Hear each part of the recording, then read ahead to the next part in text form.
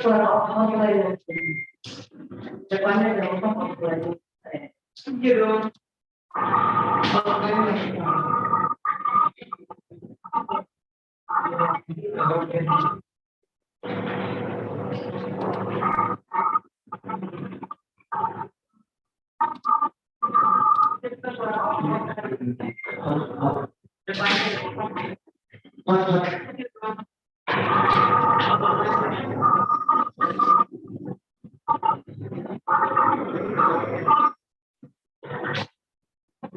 Soalan sekali cantik.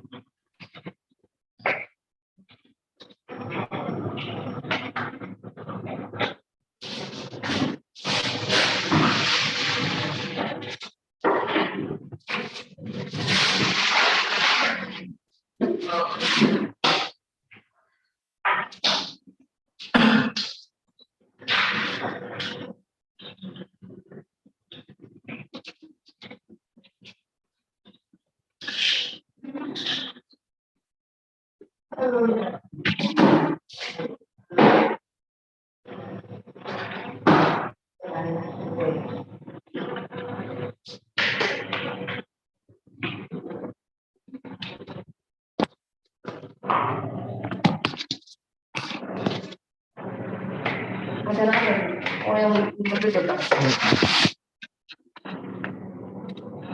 Udah Pak Rektor. Dia mesti ada sambungan kita jadi anak ngomong nanti itu kan dibuka.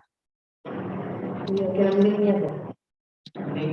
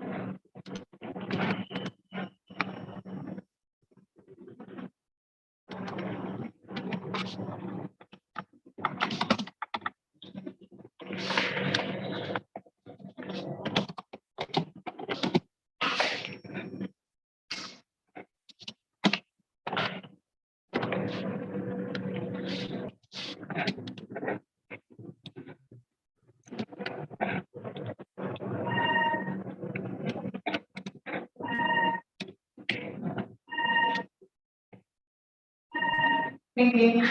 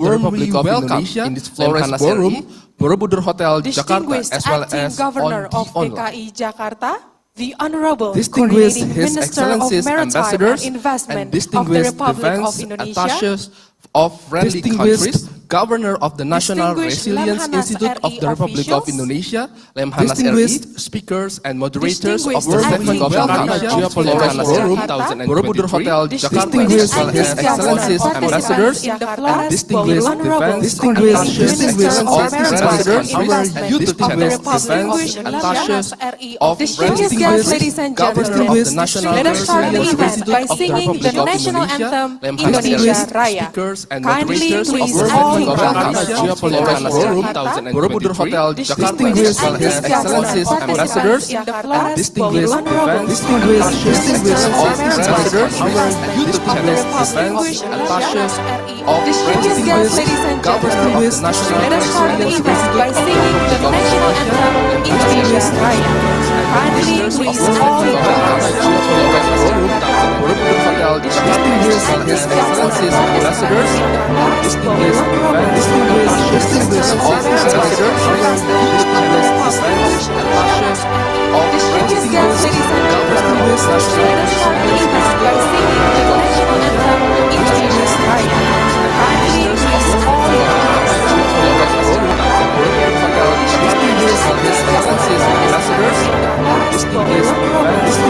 ladies and gentlemen. Let us start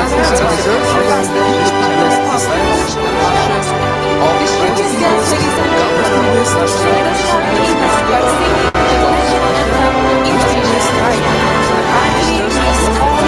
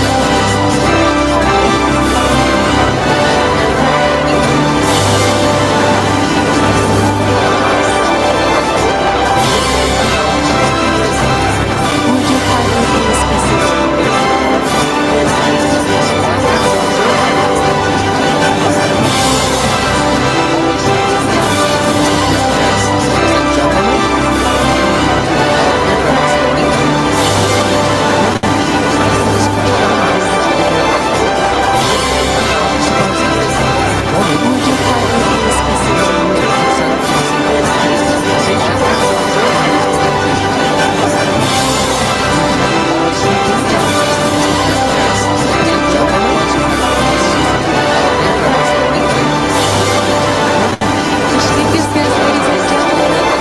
Now, let us welcome to the main speech from the Committee's Minister of Maritime and Investment of the Republic of Indonesia, His Excellency General Lieutenant Luhut Binsar Panjaitan. The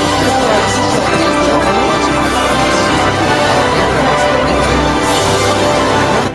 Distinguished guests, ladies and gentlemen. Now, let us welcome to the main speech from the Committee's Minister of Maritime and Investment of the Republic of Indonesia, His Excellency General Lieutenant Luhut Binsar Panjaitan. The floor is yours. Distinguished guests, ladies and gentlemen. Now, let us welcome to the main speech from the Committee's Minister of Maritime and Investment of the Republic of Indonesia, His Excellency General Lieutenant Luhut Binsar Panjaitan. The floor is yours.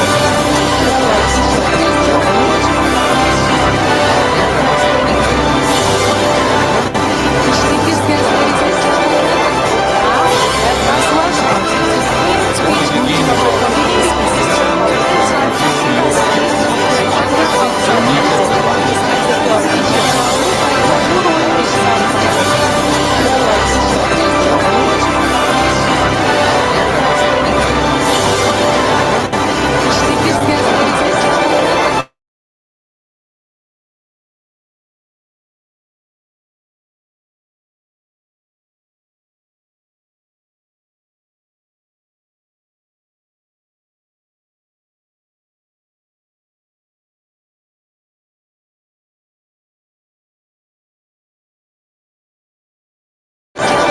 We're going to be around 300 million population, and middle class around 65 to 70 million people, which is a thing. This is a big market, good market, and for any product in this country. And located also is very strategic. In the north is China and other we're going to be east is Brazil, Latin America, and South Australia, and middle class west is around Africa. 65 to 70 million people, which is a thing. This is a big market, good market, largest producer and for any product in the second largest seaweed. Seaweed, I think we're going to make it bigger. Our research in China and other come back going to Leleng. I think we can Latin America and so we can produce also middle class west around Africa. 65 and second largest biodiesel with technology today. I believe good market, largest producer and for any product, biggest second largest seaweed. Second largest seaweed, I think we're going to make it bigger. Our research in China potential and so you can look at the magnitude of potential in this country. If you manage this very well, Indonesia is going to be some largest high-income country with technology today. And I believe we can go up even higher by 2045. Now, before I enter the seaweed, I think we're going to make it bigger. Our research in subject potential and so you can look at the also our economy very quick. If you manage this very well, Indonesia is going to be Indonesian macroeconomy are technology based, and I believe we can go up even higher by 2045. Now, before I enter the seaweed, I think we're going to make it bigger. Our research subject potential and so you can look at the also our economy very quick. If you manage this very well, Indonesia is going to be Indonesian macroeconomy are technology based. This is first time I think the history of Indonesia that our inflation released their enter the baru our inflation subject potential and very meaningful. And also our economy very quick. You manage this very well. Look at the COVID is going to be now, ladies and gentlemen, since 7 years ago, we entered the new era. We don't realize at the time the impact of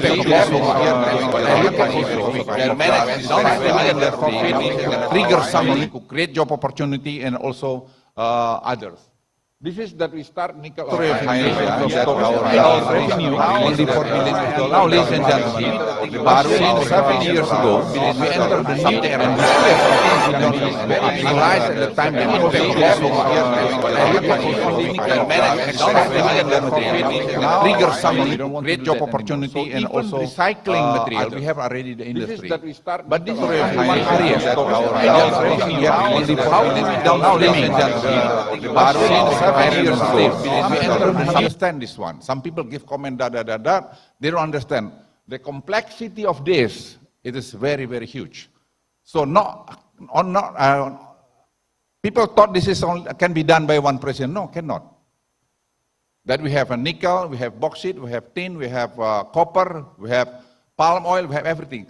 Maybe it takes 3 to 4 presidents to reach this peak of this. To be an industrial country, maybe it takes like 10 to 15 years, but we are heading toward that direction.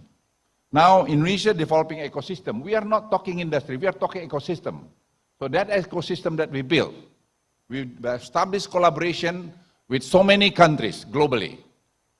But for a moment, we look at China, is very advanced, their technology, their research. I just come back from China. This is first time I went to China, spent just to visit industry. I want to look at what happened in the industry over there. The research. One university, I just give you an example, in North Central University. Only for research funding is like $450 million. Only one university. So ladies and gentlemen, that's what happened. So my very good friend from US asked me, why do you go there? I said, because I'm very pragmatic. Who can share the technology to us? Who can invest? We go there. But we love to go also to US, go to anywhere. This country is too big to lean to any superpower. Let me repeat this one. This country is too big to lean to any superpower. This is also part of our constitution. So people sometimes comment this and that. read pretty well, read detail about our constitution.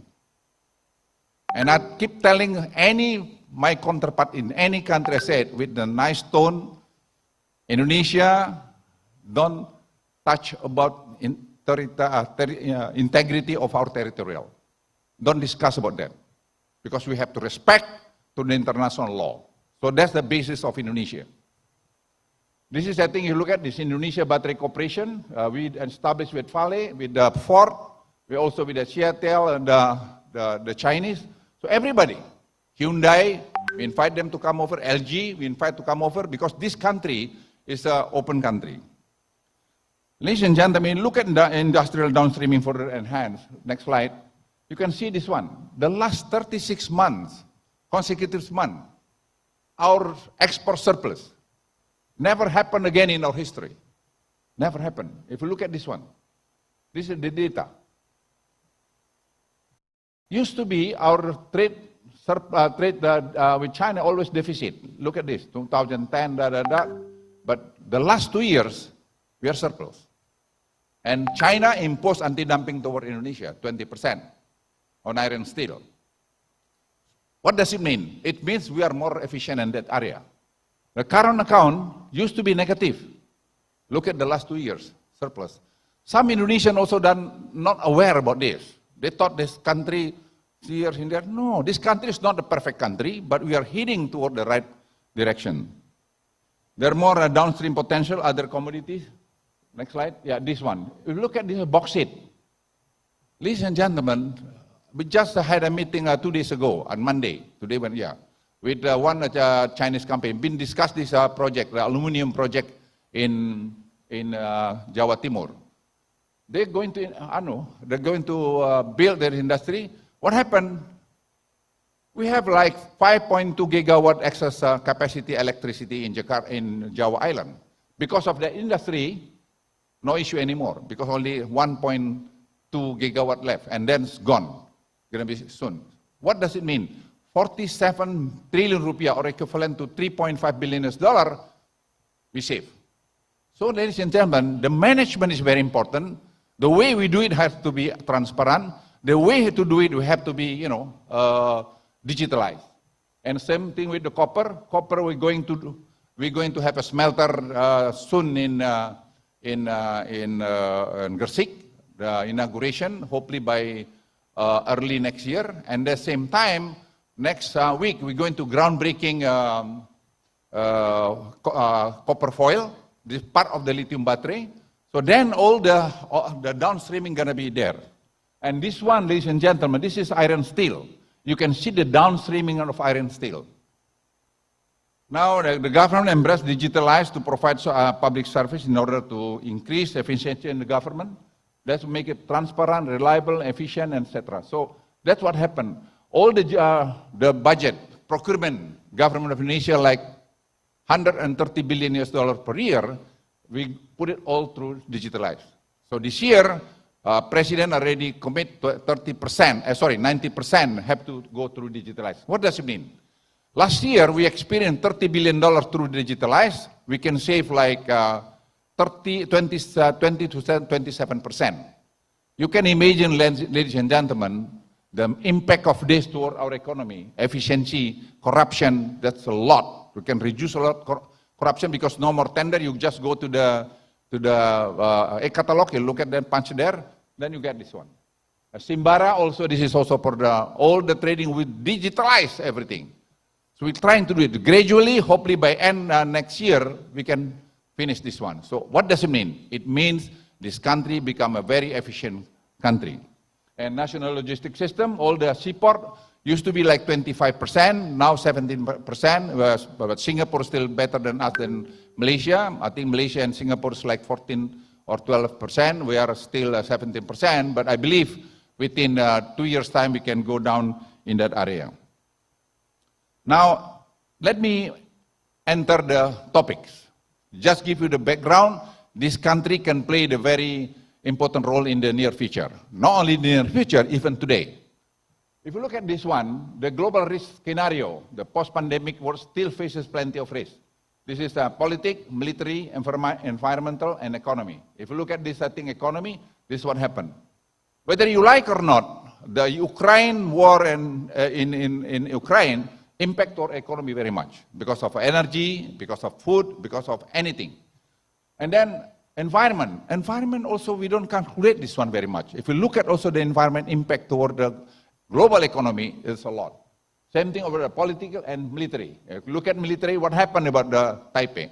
We have to do some calculation about this. This is South China Sea.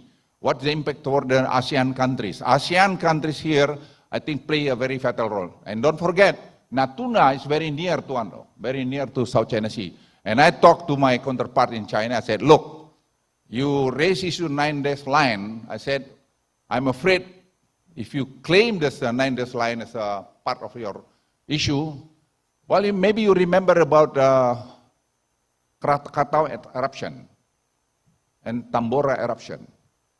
All the ashes of these two mountains cover the globe. Some landed in New York, some landed in Tokyo, some landed maybe in Beijing. So if I claim this part of Indonesia because of this, it's irrelevant. Similar over here. You claim this one part of the mainland sentiment, it is irrelevant. So we are agree to disagree. So ladies and gentlemen, this is something very important. We still keep the very good relation, but at the same time, we understand each our position. That's something very important. So among ASEAN countries, we have to establish also good collaboration in this issue. I'm so glad yesterday, last week, the President Joko Widodo and Prime Minister Anwar reached about the one issue of border. Geopolitical tension and international military conflict continue to increase. If you look at this data, this is Global Uncertainty Index. This is the index about the great financial. We always to mix. You cannot just look at the military. My background military. I spent 20 years in Indonesian Special Forces. I spent 32 years in the military. So I understand this. Yeah, I understand about this. Yeah, this great financial could impact toward our defense, toward our economy, toward anything. So look at this COVID also, look at this, give also impact very much. We don't count here yet about climate change. So there is still another one factor, is climate change. If you look at this also, international military conflict, from 2010, they increased up, So that's one we have to be careful also to look at this one. The victim of wrong policy is our own people. So we have to be aware on that. ASEAN stability is important for Indonesia. So if you look at this one, this is ASEAN, the yellow one, and world, the blue one. Look at ASEAN still doing pretty well, better compared to the rest of the world. This is to make ASEAN become very attractive for the other countries. This is the data. And Indonesia will focus on strengthening ASEAN to become a fast-growing, inclusive, and sustainable economic region. Now, given its unique geographic and location along trade routes, connectivity is central to Indonesia and ASEAN economic growth. Look at the passage here, building a port, crossing areas, the role maritime security. That's the Indonesia role. If you look at Indonesia, it can play a very vital role in here. Connectivity to Latin America, to Australia, and to Africa. I just come back from Africa, and we're going to establish what we call it Global South. This is, I think, tropical forestry, because tropical forestry basically controlled by countries in the south. Like 75% controlled by the south. So that's why we call it tropical forestry. And also critical mineral. Critical mineral also controlled by a lot of countries in this area. So why we are not allowed to process our own mineral? Why should export? What the hell of the? Sorry to say, forgive me. Why the WTO have to force us to export our own material? Look at Indonesia. Look at Indonesia. Indonesia get the benefit downstreaming of industry because of the only one item. This is nickel ore. nickel ore, just lithium battery. From iron steel, you go down, you can thousands of the downstreaming on that. Create job opportunity, create small medium enterprises, create so many things. So sky is limit. As long as you do it as a team, a good teamwork, and we can establish collaboration among ASEAN, we can do a lot in this region. We can do a lot. So ladies and gentlemen, again, we are not against any developed country, no. But a developed country should understand also, developing country has right also to be a high income country. That's, I think, very important message to address. Nusantara, the new capital, I think this is a very strategic decision. Although this one are not the early decision, this is an old decision by our first president back to 1950. So this is, I think, what is going to happen. Right now, development is concentrated in Java, 58%, but right now, because of the lot of investment here, we are already like 50-50 east and west. This is new capital of the archipelago is designed as a capital city. So this is, now we are working very hard to do this one and make it like an international standard in this area. Now, the importance of improving maritime security and defense infrastructure, that's the one we have to do it. So we work very hard. If you look at number of illegal fishing cases in Indonesia waters, 2021, this is something like this, 22 decreased because we're more active right now to do this one. Bakamla, we deploy Bakamla, we deploy also Navy to do this one. ASEAN regional cooperation is needed given the rise of in geopolitical tension. If you look at this one, if you look, ladies and gentlemen, this data, increased military tension arising from potential flash points. This is they are 41.9%. If you look at the climate change and more intense and frequent weather, this one also issues today. And the last one is unemployment, economic recession. This is another issue that we have to address together. And ladies and gentlemen, that's I think my presentation. I do hope that we can get some input what happened in Indonesia. Indonesia can play the very vital roles in this region as the largest country as a member of the ASEAN. I think our ASEAN economy is experiencing a strong economy, and we can work together with Manila, for instance. They have also nickel. Indonesia has a nickel. We can do it together. Maybe with Malaysia, we can do something together, and also with Brunei and other countries, Thailand, Vietnam, and etc. So we have 10 members of the ASEAN, and however, the world still faces plenty of risks. Some scenario we have to exercise. Yesterday I was in Joint Staff College to give also some presentation over there. How do we face the global tension today? In this Jakarta, geopolitical politics, I think it's very important. So Lemhanas provide this one. I do hope that we can come up with some conclusion and share to our own government. And the last one, I hope the Lemhanas can conduct a collaborative study with our regional partner to ensure the strategic connectivity enter ALKI 1, 2, and 3. And also collaboration among the global south also is very important. And we're going to sign, hopefully everything going well, with 3 countries. A big country is Indonesia, Congo, DRC, and Brazil in Kinshasa on tropical forestry. And then after that, we can enlarge the number of this community to be around maybe 23 countries from Africa, from Indonesia, and also Latin America, and some ASEAN country maybe we're going to invite to be member of this. This is the purpose of this. The next meeting in Bandung by next October. This is also to show the world that we have also responsibility to the climate change. Because if you look at the climate change, ladies and gentlemen, like Indonesia, our contribution to carbon emission only 2.3% and ton per capita, excuse me. And look at developed countries like US, their contribution like 14.7 ton per capita. So the baseline is 4.5 ton per capita. So we are still far away from the baseline. So we have right also to move up. And at the same time, we have also responsibility to the climate change. So ladies and gentlemen, developing country also has right to be high income country. We don't want to be like before, so many poverty in our country, so many uneducated people in this one. So we have to move this one by doing through the downstream industry, which is, I believe, this could help Indonesia because 282 million, not small population, the fourth largest population globally.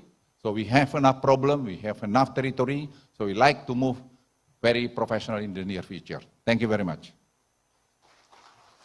Thank you very much, Bapak. Mohon berkenan untuk tetap berada di atas panggung, Bapak. Please kindly stay in place, Excellency, because we would like to have memento presentation. We kindly invite to the stage the Governor of Lemhanas RI to present the memento to General Retired Luhut Binsar Panjaitan.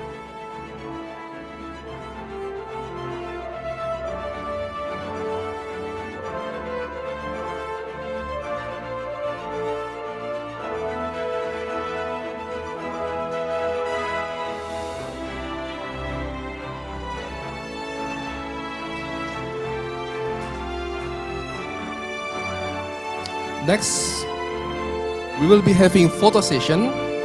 We invite to the front stage all speakers on the 7th Jakarta Geopolitical Forum 2023. We also invite the Vice Governor of Lemhanas, Prime Secretary of Lemhanas, Deputies of Lemhanas, and the Chief of the 7th Jakarta Geopolitical Forum 2023. Please come on stage.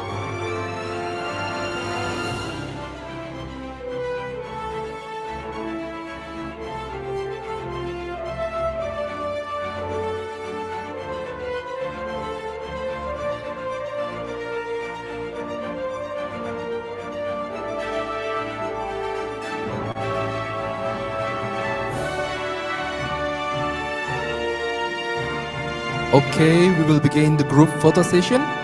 I will count down from 3, 2, 1. And once again, 3, 2, 1. Thank you very much, Excellency, and you may now return to your seat.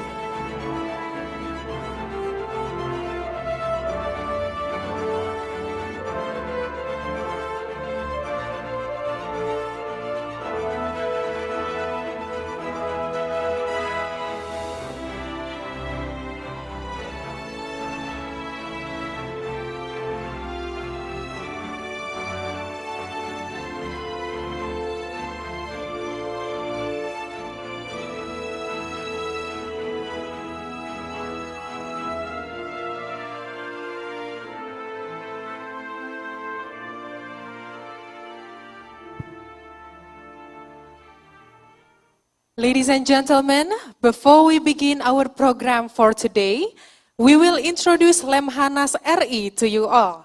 The history of the Institute from 1960s up to present day. Let's take a look.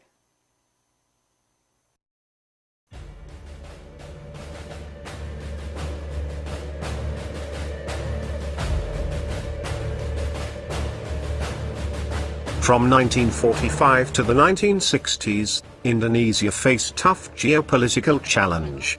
The Cold War tensions between the Western Bloc, led by the United States, and the Eastern Bloc, led by the Soviet Union, had a devastating impact on Indonesia's national political life. In response to this, Indonesia must find a way to prepare national-level leaders that understand the dynamics of global geopolitics. To that end, the first president of Indonesia, Sukarno, on May 20, 1965, inaugurated the National Defense Institute of the Republic of Indonesia, or Lemhanas, that is designed as a geopolitical school for national leaders. This institution is directly under the president.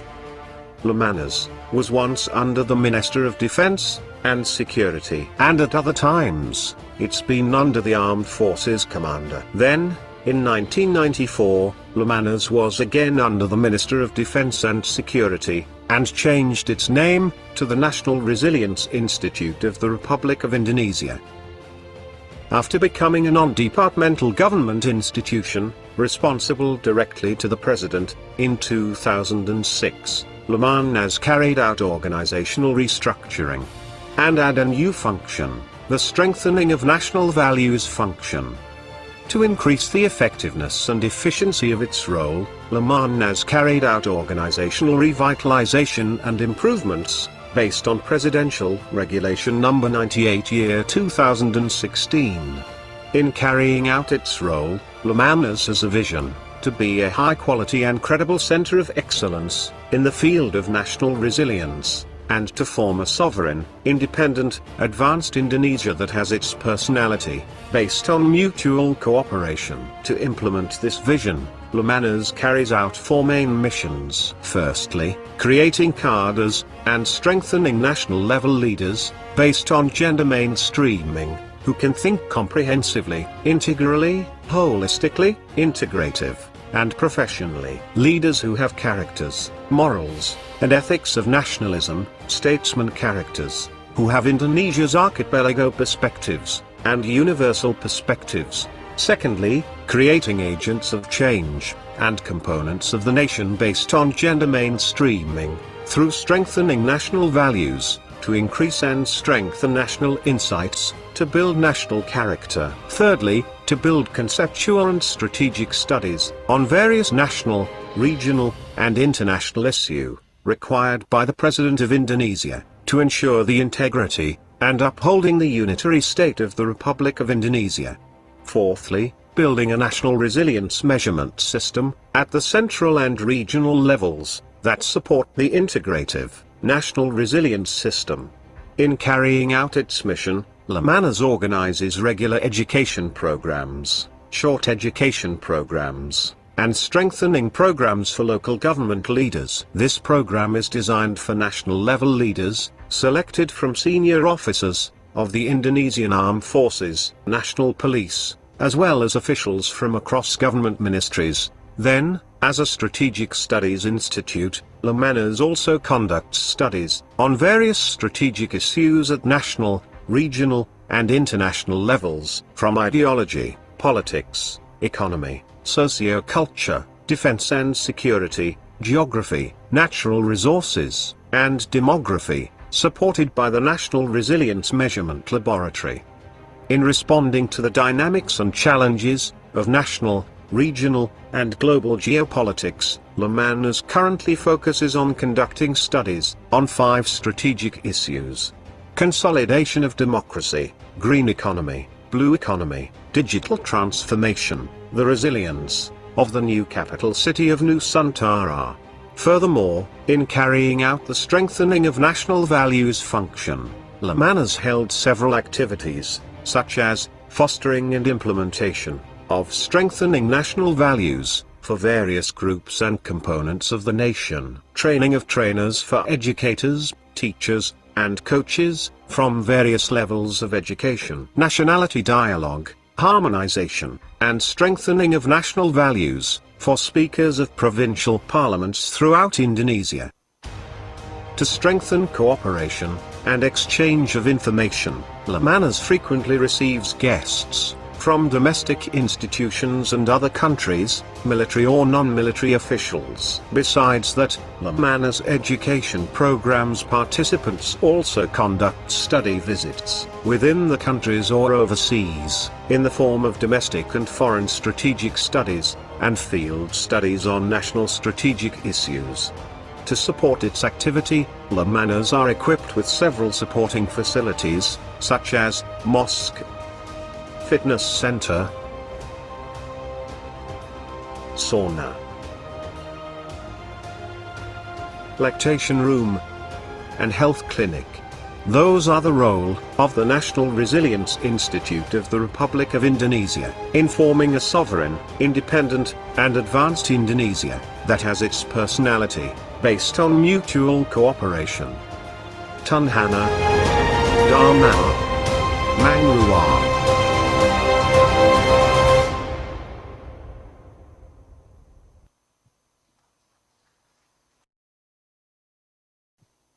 Distinguished guests, ladies and gentlemen, we would like to have the opening remarks from the governor of Lemhanas, but please and may kind to wait for a moment.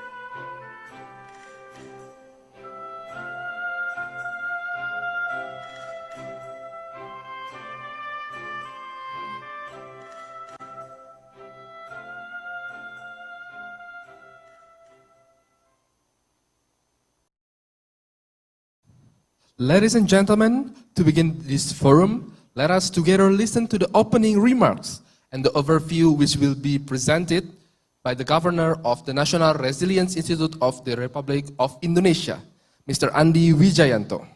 Please give a round of applause for Mr. Andi Wijayanto. The floor is yours, Governor.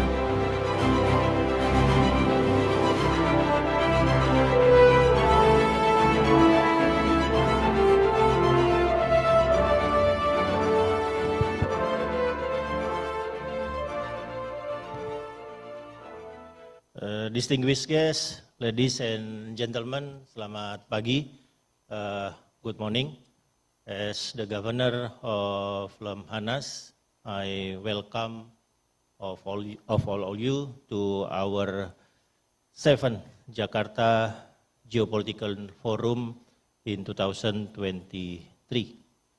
The main theme of the 7th Jakarta Geopolitical Forum is Maritime Geopolitics in Southeast Asia.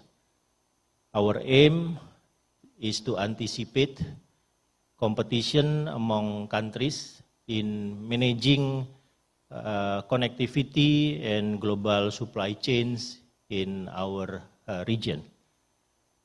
We are now finding ourselves becoming more and more reluctant to engage, become more difficult to collaborate.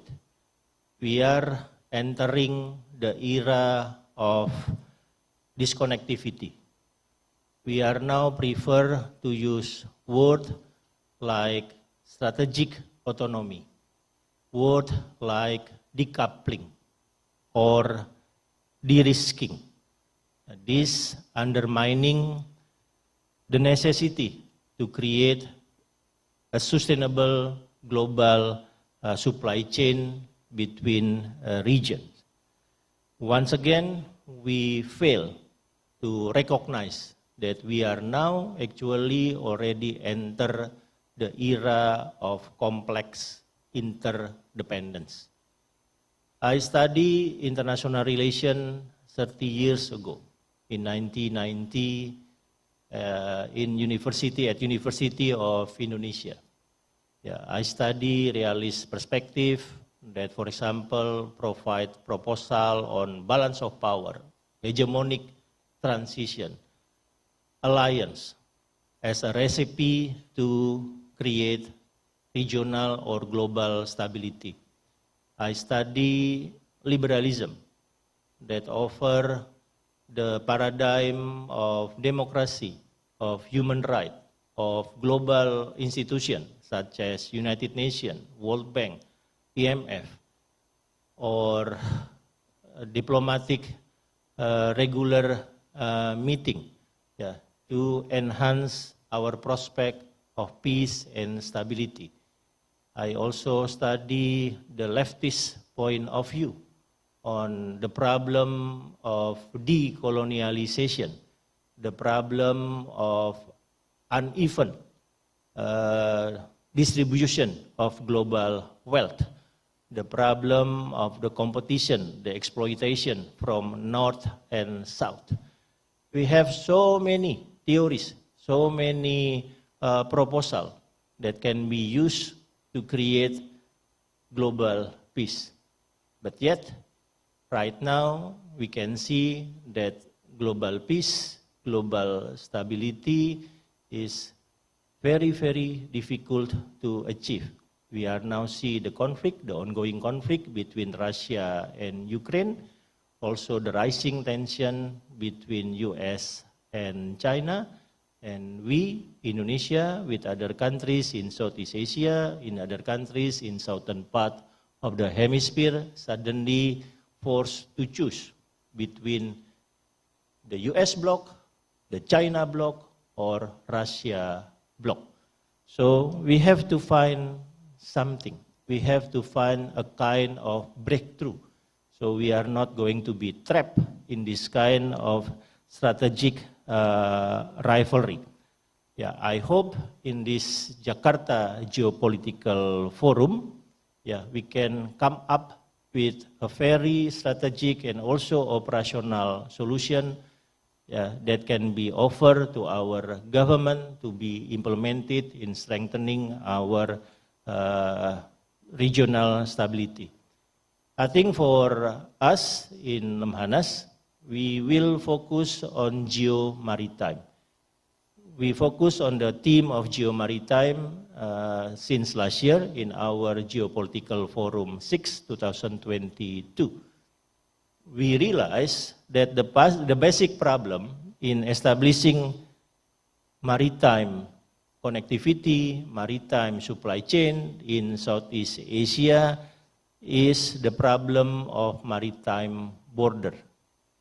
It is important to note that ASEAN member countries have made significant breakthrough by using 1982 UNCLOS as a basis for resolving maritime border issues.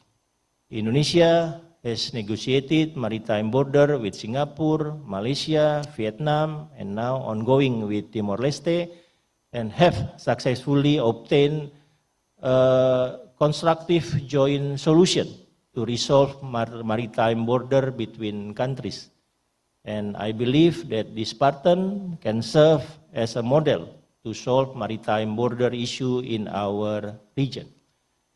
To strengthen maritime security or stability, Indonesia relying on the pillar of ASEAN security community. We are going to discuss this pillar of ASEAN security community in our panel session in our Jakarta Geopolitical Forum. We realize that we can still strengthen our CBM's mechanism. For example, by continue increasing operational cooperation such as transparency in defense policy through exchanging defense white paper, exchanging military officer, and also conducting joint military exercise and engaging in defense industry cooperation.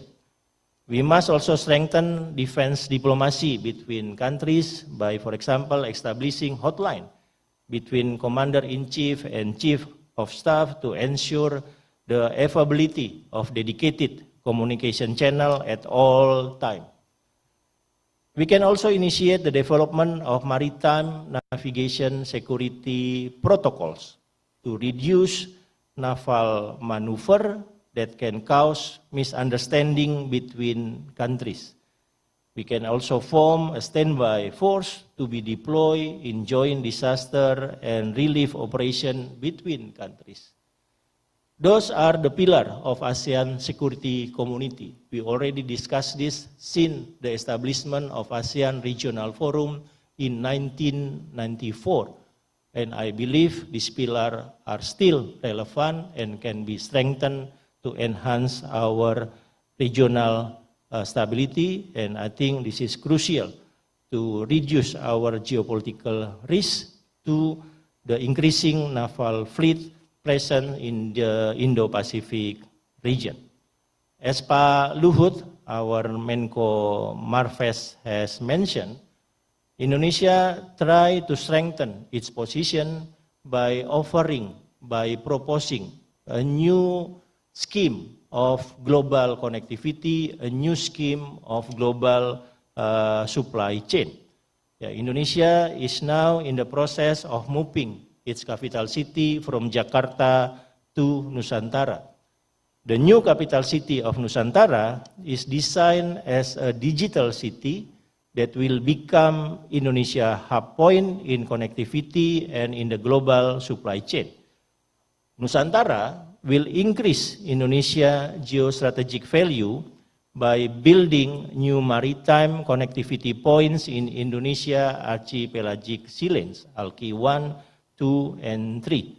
This archipelagic sea lane of ALKI 1, 2, and 3, hopefully can generate strategic connectivity between East Asia, India, Middle East, Africa, and South America.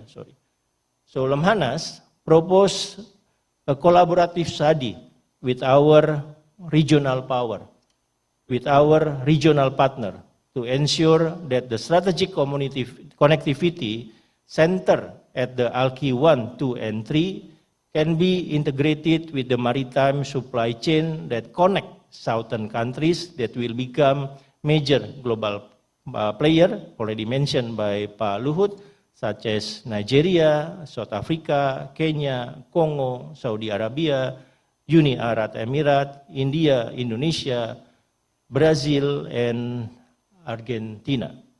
So I will end my remark with the high hope that we can grasp the opportunity of creating global maritime connectivity. And I hope Lemhanas and this forum, Jakarta Geopolitical Forum, can make significant contribution to strengthen Indonesia's position in the era of connectivity. Thank you.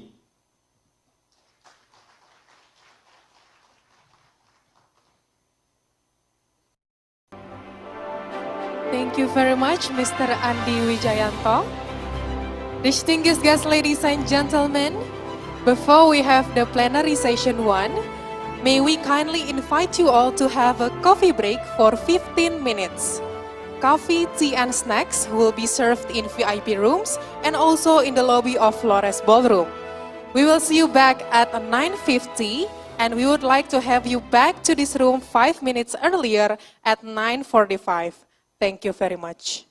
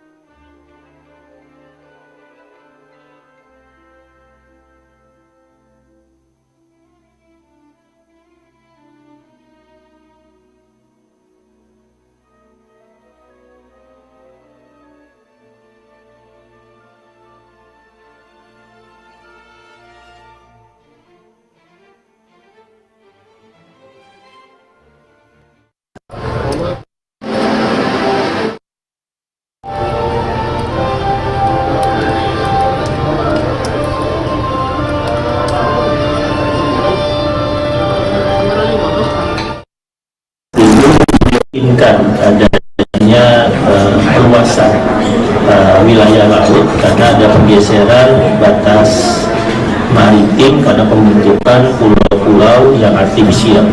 Jadi kita memegang apa yang memang diatur oleh UNCLOS.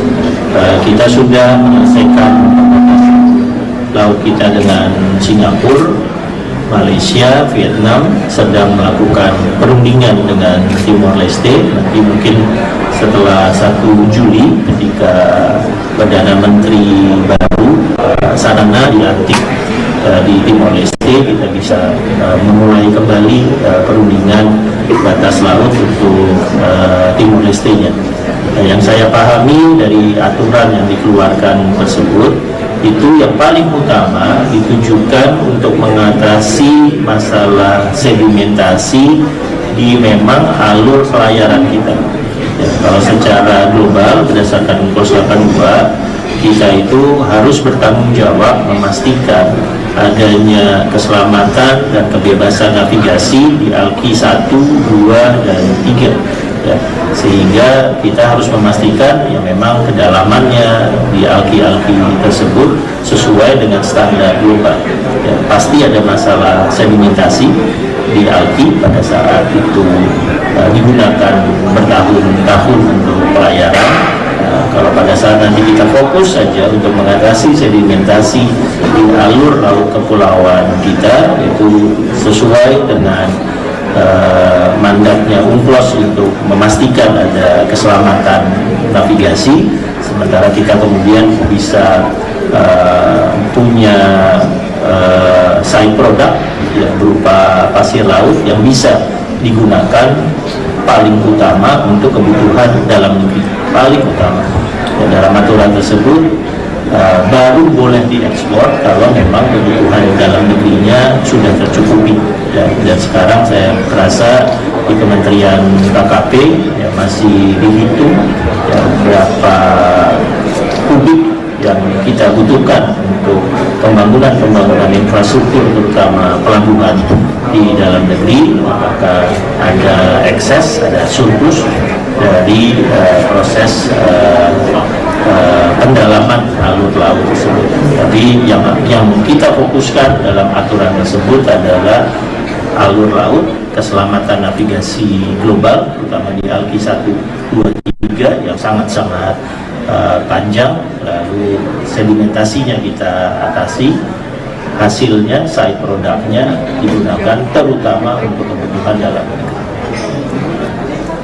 Baik, cukup, terima kasih Bapak Ibu rekan-rekan, terima kasih Pak Konferen sudah cukup sampai di sini. Silakan.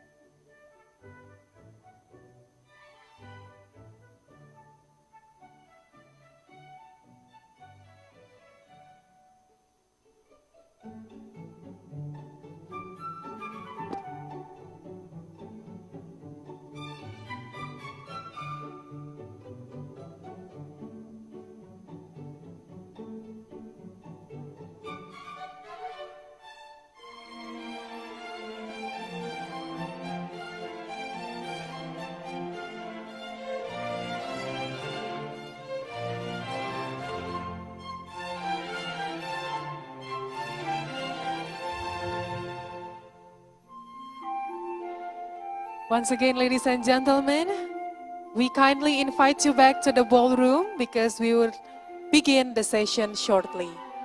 Thank you.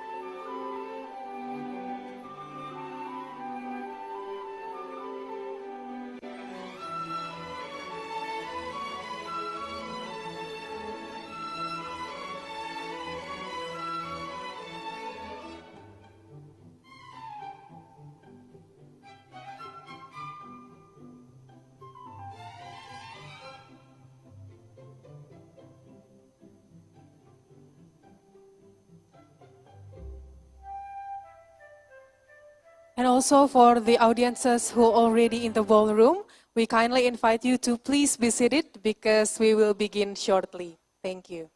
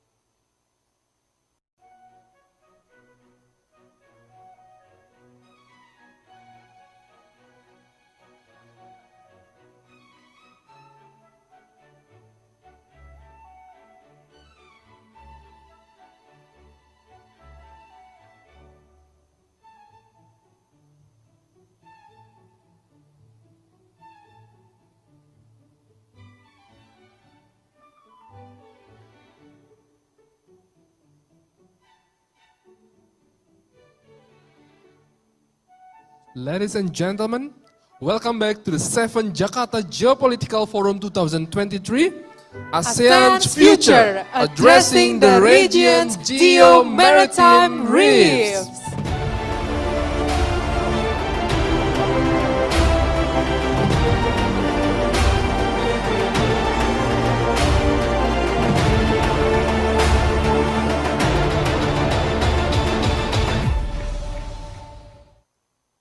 Ladies and gentlemen, to lead the plenary session 1, ASEAN Maritime Security Challenges, may we kindly invite to the stage His Excellency Ambassadors Professor Dr. Imran Khotan,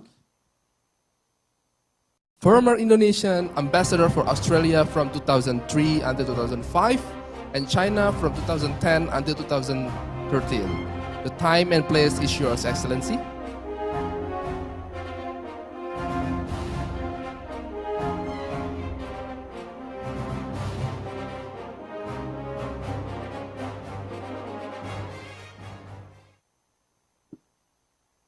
Thank you very much. I would like to invite to kindly join me on the stage, Ambassador Sukma.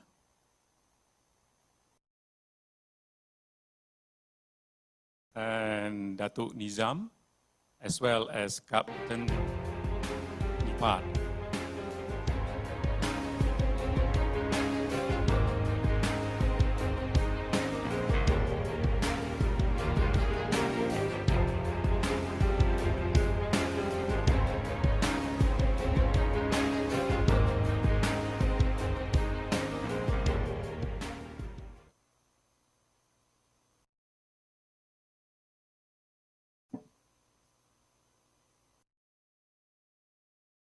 Dear participants, may I call the House to order.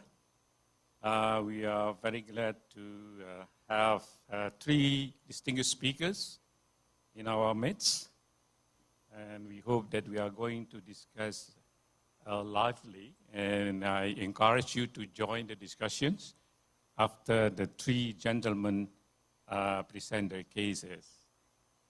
But at the outset, I wish to express my gratitude for being requested to moderate our session this morning, centered on the issue of ASEAN maritime security, a topic that has been hotly debated among scholars as well as government officials. The latest being in Shangri-La Dialogue. I have the honor to attend, during which there are a series of bilateral as well as multilateral negotiations or discussions among participants behind closed doors. So we don't know what they were talking about, but apparently there has been no emerging consensus emerged from the meeting. Indeed, this issue has been on the world's agenda for long, maybe decades, regardless the existence of the United Nations Law of the Sea, UNCLOS, that crystal clearly determine the conduct of all state parties on the sea. Currently, we can confidently say that security in and around the South China Sea, as well as East China Sea and Straits of Taiwan, is not as good as we would all expect. Miscalculation by one or two concerned parties may dramatically alter the simmering tension to an open conflict, the consequences of which will be beyond our common imagination. Sea and air incident in the region, especially in the South China Sea, as well as in the Straits of Taiwan, involving the US and Taiwan vis-a-vis China, continues to raise tensions in our region, and it is further exacerbated by the inconsiderate actions taken by the North Korea by continuously testing the missile tests, as well as the latest being the failed attempt to launch a spy satellite. The US as well as South Korea have promised to take commensurate measures to redress the situation. It is also noted, I think, it has to be noted, as mentioned as well by coordinating minister as well as our governor, that the ongoing war on the European theater between Ukraine and Russia, involving the US as well as NATO, also has a maritime aspect in it. Russian naval blockade of Ukraine's Black Sea, notably Port Odessa, has disrupted the supply chains, the global supply chains, skyrocketing the price, as the minister, coordinating minister mentioned, as well as the governor, skyrocketing the price of oil, food, as well as fertilizer. If we cannot help ensure that the conflicts in the European theater can be peacefully resolved, as well as if we cannot prevent the second conflict theater in our region, I could not believe, I could not imagine what would befall upon us if those two conflicts erupted at the same time. Dear participants, against this backdrop, as well as in an attempt to address the situation as well as the issue, we are indeed honored to have three distinguished speakers amidst ourselves. I start with Ambassador Sukma, who is the Senior Fellow of CSIS, former Ambassador of Indonesia to London. He has contributed a lot. He has produced not only books, but as well as security analysis. Probably all of them, if not a few of them, have been used by the Indonesian government as the guidance to navigate through issues that it is being confronted. I think his credentials cannot be, second guessed. I believe being a former ambassador as well as senior fellow at CSIS Indonesia. We are also very equally honored to have Datuk Nizam. His academic as well as military credentials as well cannot be second guessed. I think the CV speaks for itself that he is one among those to be considered as the policy contributors to Malaysian government. And we are also happy to have Captain Nipat, Deputy Director, I think, in the Strategic Studies of Navy Study Centers of Thai Navy. His credentials also very impressive, and we look forward to listen to his insights in order to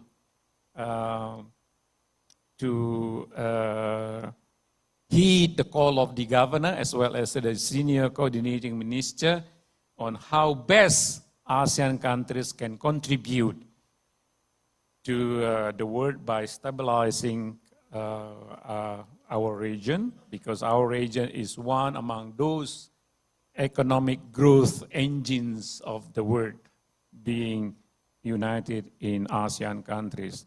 I still, before I give the floor to those speakers, I would underline the point being stressed by the coordinating minister as well as the governor, that we would like to see ASEAN to become a force of reconciliation, a force of movement in order to pacify the world, especially in our region. So according to the program that I received, Dato, you will be the first speaker. And look forward to hear from you, and the floor is yours.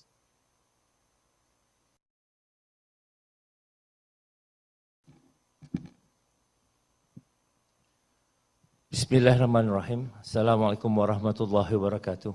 Salam sejahtera, Om Swastiastu. Salam kebajikan, and a very good morning.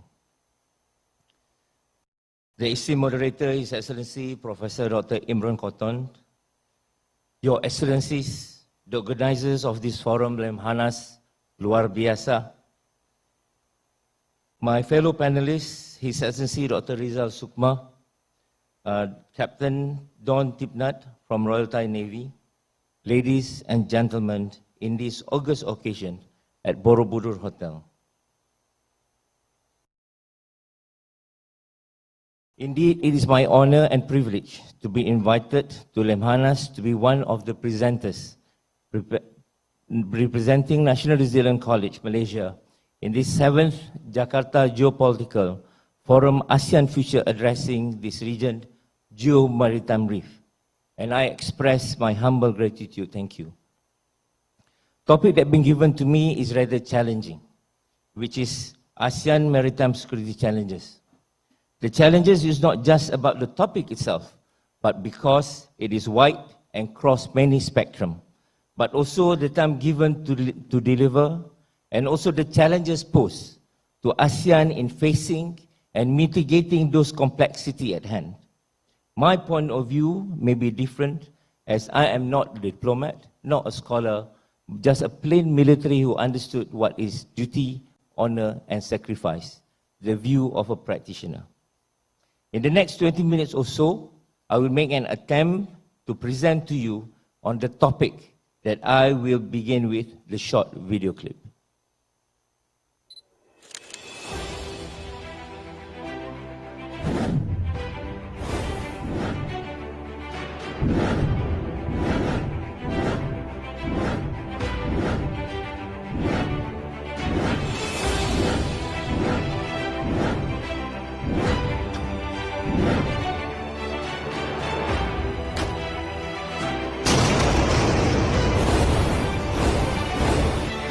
ASEAN has been working in earnest to lay the foundation for political and security cooperation to ensure that the stability and security of the region provides a conducive environment to promote economic growth and prosperity within the ASEAN community.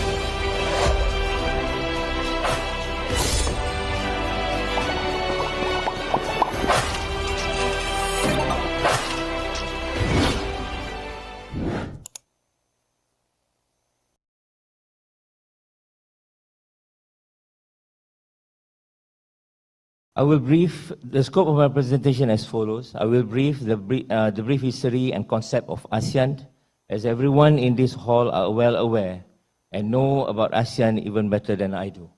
Then I will touch on the ASEAN maritime security challenges that lingers on currently, as well as discussing on challenges to ASEAN in mitigating these complex maritime security issues. Maritime security challenges is geopolitical issues transcending multi-boundaries. There are four main variables that will become the cause of crisis or conflict and even can escalate to war. The four main variables are food, water, energy, and climate. And all of these have been proven through history. Those four variables are now can be seen exist here in maritime domain. And this is one of the reasons contribute to the complexity of the maritime security. Your Excellencies, ladies and gentlemen, in the United Nations report recently admitted there is no such formal definition on maritime security, as it is recent agenda, a diverse and contested concept. As for now, the meaning of maritime security generally can be defined as agenda of a collective thinking, the importance and security of the oceans relating to the traditional and non-traditional threats. It becomes more important when it involves other nation states.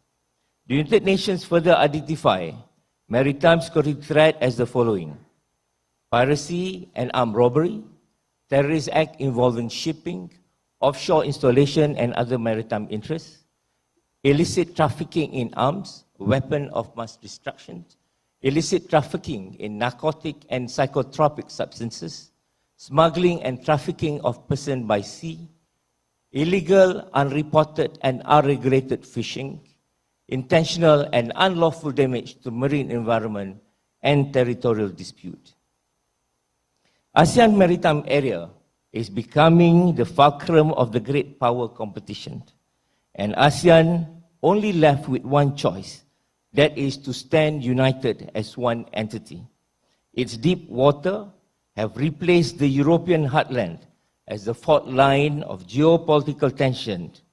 New term been mooted out, which suddenly we are facing with Indo-Pac, and have to come to term with newly coined terminology in the strategic realm. Challenges will be viewed both from the traditional threat and non-traditional threats, blue economic and blue security, as well as the challenges to ASEAN in negotiating and mitigating the complexity.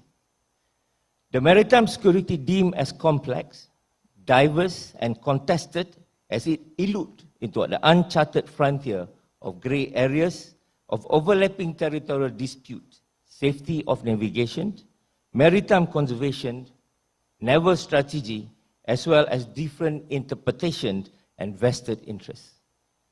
ASEAN have been part of us for the last 56 years, the age that signifies maturity and be able to stand on our own. Interdependency among the member states is much crucial now than ever before, in simple terms, solidarity.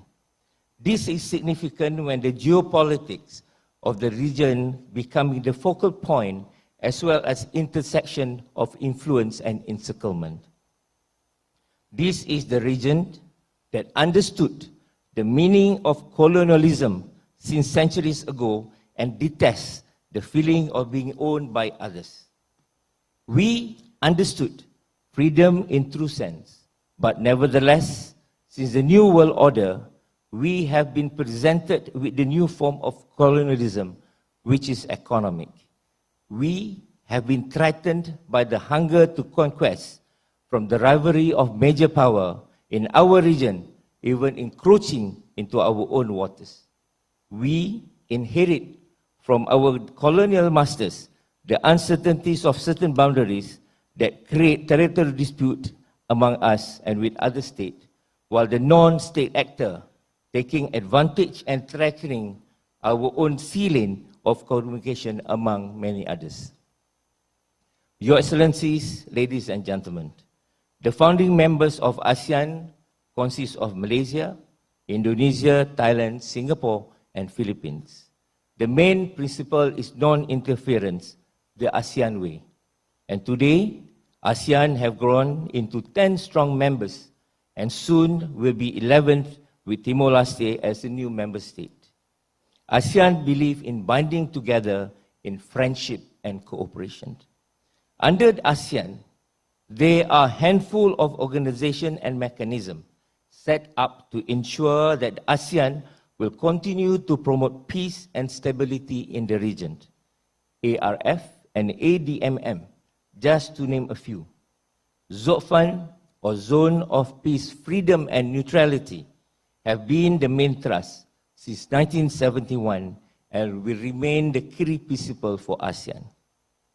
ASEAN have organized series of conferences, dialogues, forums, talk, and many of them are focusing on the maritime security issues.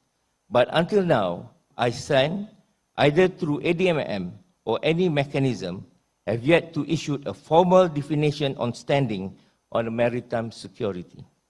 Not less than 10 forums or dialogues, even conferences by different agencies in ASEAN that talk and discuss on maritime security. Thus, ASEAN should avoid duplication of decision and becoming rhetorical. Instead, to be more practical and robust in nurture towards achieving the goals of what they are standing for all this while. Through research, this duplication is overlap of cooperation as the result of different in terms of prioritization, capability, and perspective that can lead to ineffective cooperation. The latest initiative is the ASEAN community that stand on 3 main pillars, which are political stability and security, economic and culture, and also on political itself. These have been embraced by the member state and will be the way forward for ASEAN. Your Excellencies, ladies and gentlemen, what are the maritime security challenges that pose a threat to ASEAN? How does ASEAN mitigate these challenges? The list of traditional threats and non-traditional threats are seen as on the screen. In 2020, study made by Indonesian Ministry of Foreign Affairs together with the Center for Strategic and International Studies, suggested that the development of a strategic environment in which various maritime security issues, both traditional and non-traditional threat, which is getting complicated.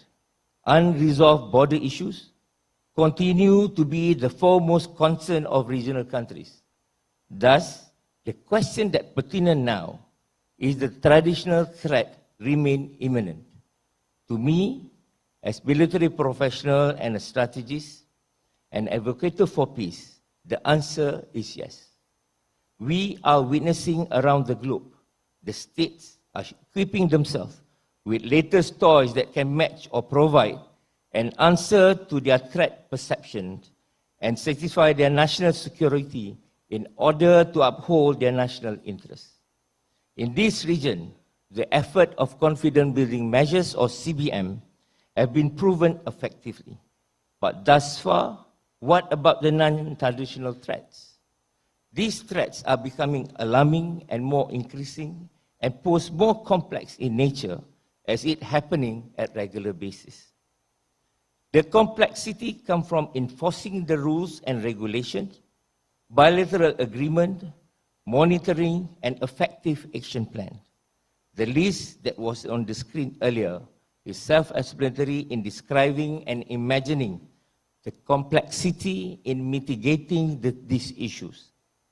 Both of the threats pertaining to maritime security, what ASEAN clearly needed are the effectiveness of regional cooperative security, effective dialogue with consensus in concerted effort or action plan, transparency and independence, inclusiveness, mutual assurance, and understanding the concept of comprehensive security.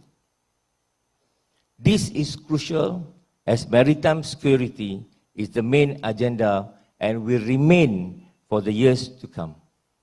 Not so long ago, one of the ministers in the region stated that national interests supersede all other interests.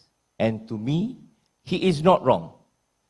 As the national security is protecting national interests, thus ensuring the national survival, how is this notion viewed by ASEAN with what they stand for, the ASEAN way, if each of the member states put their national interests ahead? ASEAN Community Initiative will be spearheading the concept of mutual interest and benefit, hoping it will be able to serve its purpose. CBM have been the main agenda in ASEAN and will remain strong in years to come. But can being neutral ensure that we will emerge to have the upper hand? Is there any crisis, conflict, or war won by remaining neutral? Will ASEAN continue to hedge with other powers and even among the members? How will ASEAN react if that particular powers choose to have bilateral engagement with member states instead of collectively?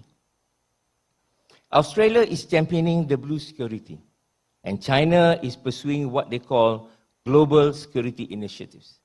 And ASEAN should come to a consensus in responding to both initiatives. The global security initiative proposed by China in April 2022, underlying 6 main commitments, which are, as you can see on the screen.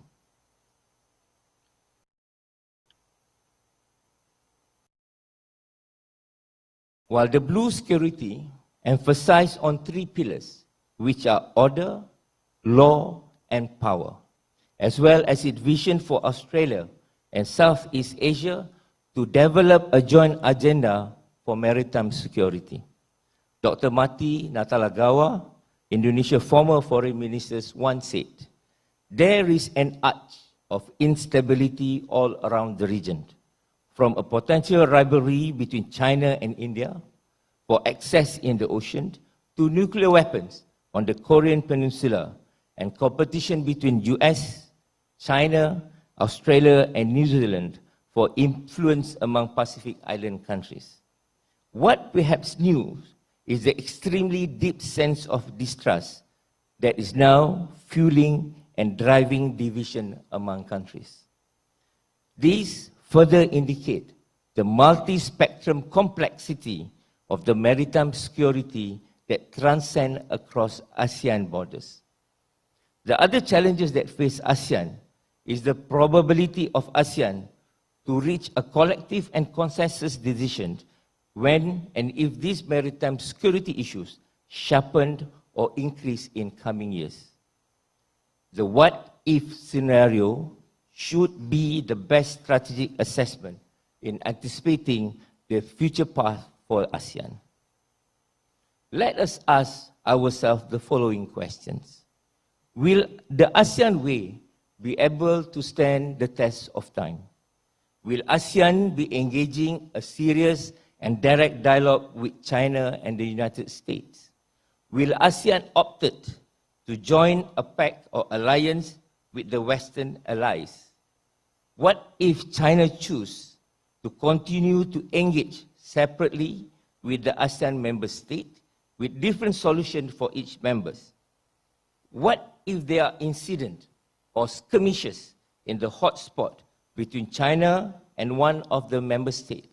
How will ASEAN react?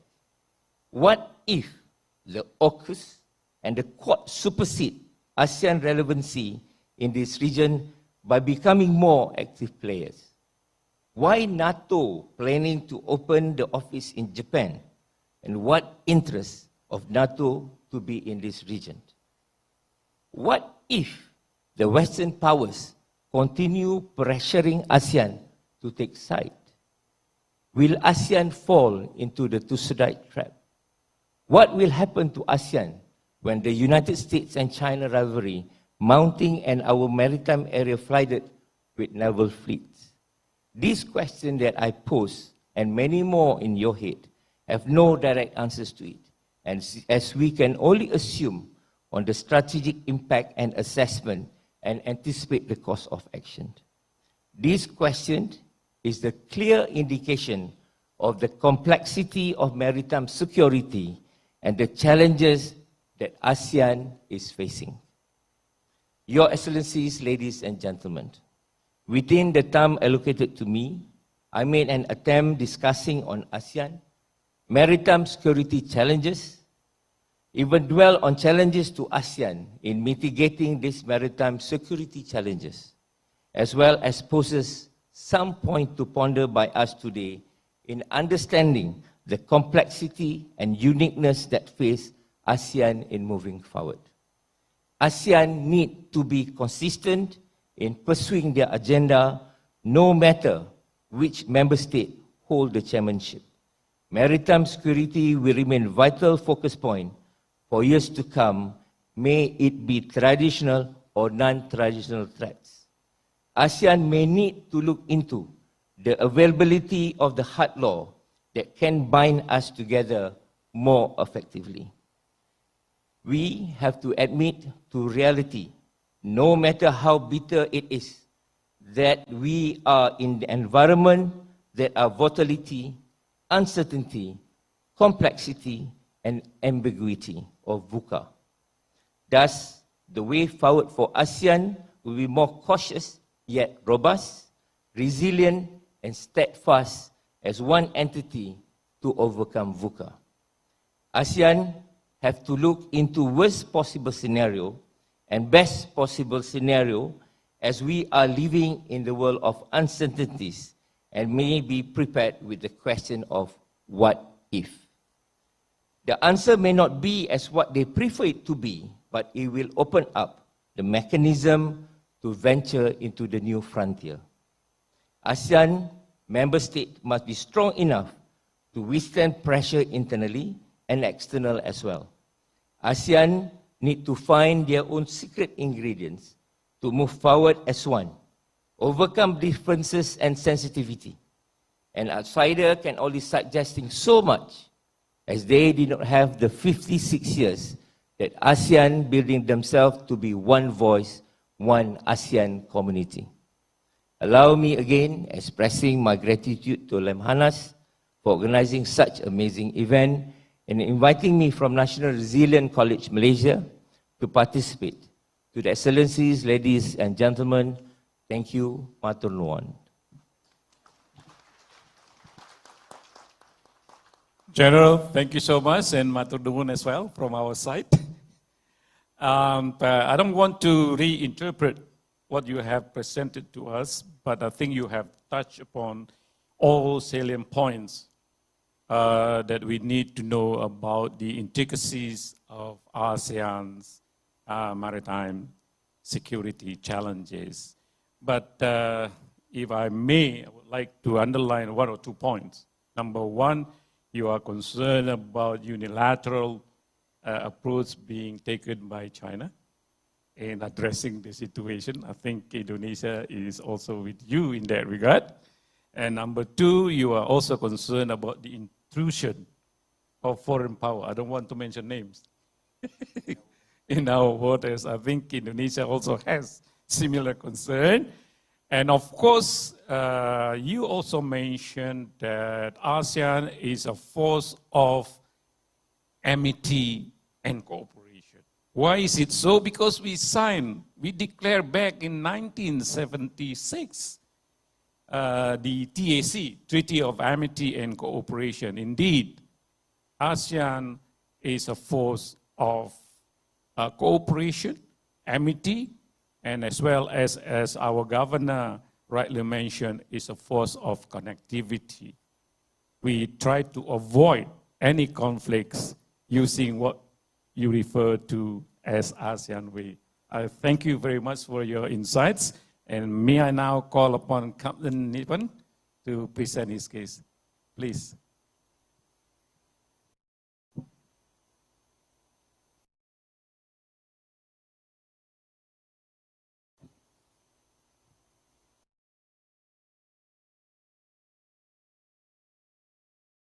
Excellencies, ladies and gentlemen, the ambassador and my fellow panelists. 10 days ago, I was given a topic for ASEAN maritime security challenges, and I was invited here to share my thought with you. There were 7 questions, or at least, actually, there are 5 questions with 2 sub-questions. Totally 7 questions, and I will share one by one. But let me start by give you snapshots on what I have seen in the sense of ASEAN maritime security challenge. Slide, please. This is very similar to maritime security practitioner and expertise. Slide, please. This is also very common for security practitioner and expertise. Next, please. This is a big wave or big challenges or big approaches toward our regions. There are Belt and Road Initiative, Indo-Pacific, Free and Open Indo-Pacific, and Act East from India. Next, please. ASEAN has its own architect for security. And in maritime domain, there are ANCM, ASEAN Naval Chief Meeting that occurred every year. Next slide, please. And this is ASEAN security structure down to sectoral issues. They are both bilateral, trilateral, and multilateral to try to cope with the issues occurred in ASEAN and moving toward ASEAN. Next slide, please. Next slide, please. But I would like to begin my first question. There are many approaches, many mechanisms, many ambition behind this for us to engage and to digest it in the way that focus on ASEAN interests. From my point of view, this approach initiated by external powers, it merely serves external interests. This is our challenge: how can we decide and realign our structure or our structure of thought to cope with them and to cast this into the way that provide interest to ASEAN member. Next slide, please. And I look back to the history and I conceptualize it into domains in maritime sphere and in time sphere. That from classic era to colonization era and to nuclear age, there are shifts in component or there are shifts in detail of issues that external power moving toward and working with or need us to working with them. Focus on geostrategy and geopolitics. Nowadays, it's moving toward the investment and cooperation. And the key mechanism for external power to control this is VII, or Financial Action Task Force. And you can look back only 1 year ago when Russia and Ukraine crashed together, and VII, or Financial Action Task Force, get involved. And Western countries include the United States, Australia, and New Zealand sanction on Russia through this VII. Next, for maritime domain, I highlight the SC. It means that the sea control capability is essential for us to keep us strong and to control our water. Next slide, please. I will move to my second question. My second question is, what role does ASEAN centrality represent in the region maritime security challenges? I understand that this question stems from the Indonesia is now a chairman for ASEAN, and many pressure put up on Indonesia, and the ASEAN centrality will play the key role. From my point of view, there are 3 focus areas in geo-maritime security challenges, respectively. The first is safety at sea. The second is stability, and the third is prosperity. The ASEAN Charter states that ASEAN's main objective is to maintain ASEAN's centrality and proactive role as the main driving force for its relations and cooperation with external partners in open, transparent, and inclusive regional architecture. The ASEAN centrality was defined as a regional architecture based on a framework that supports and strengthens each other, with ASEAN as main driving force. The ASEAN centrality concept emphasizes that ASEAN must become the dominant regional platform to overcome common challenges and engage with external power. ASEAN leadership should timely respond to the current world situation while carefully engage regional situation, especially in the security aspect, with fully respect to ASEAN principles and values. ASEAN needs to engage the issues to encourage and enhance cooperation in the region and must continue to develop an effective effort and have a constructive role as a platform for stability in the region. ASEAN may optimize ASEAN's central role by making ASEAN part of the solution than part of the problem in the region. ASEAN continue to make constructive dialogue to maintain ASEAN impartiality and competitive in handling the confrontation between major countries in the region, which I hope not. ASEAN needs to reaffirm the concept of ASEAN's centrality so that it is not threatened by interest and confrontation of major countries in the region and external power.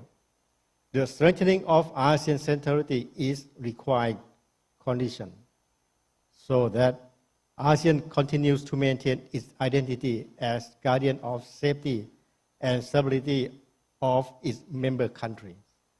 To sum up, in geo-maritime aspect, ASEAN centrality should emphasize on a self-centered system for development in order to be more reliant, more resilient, and able to maintain ASEAN impartiality.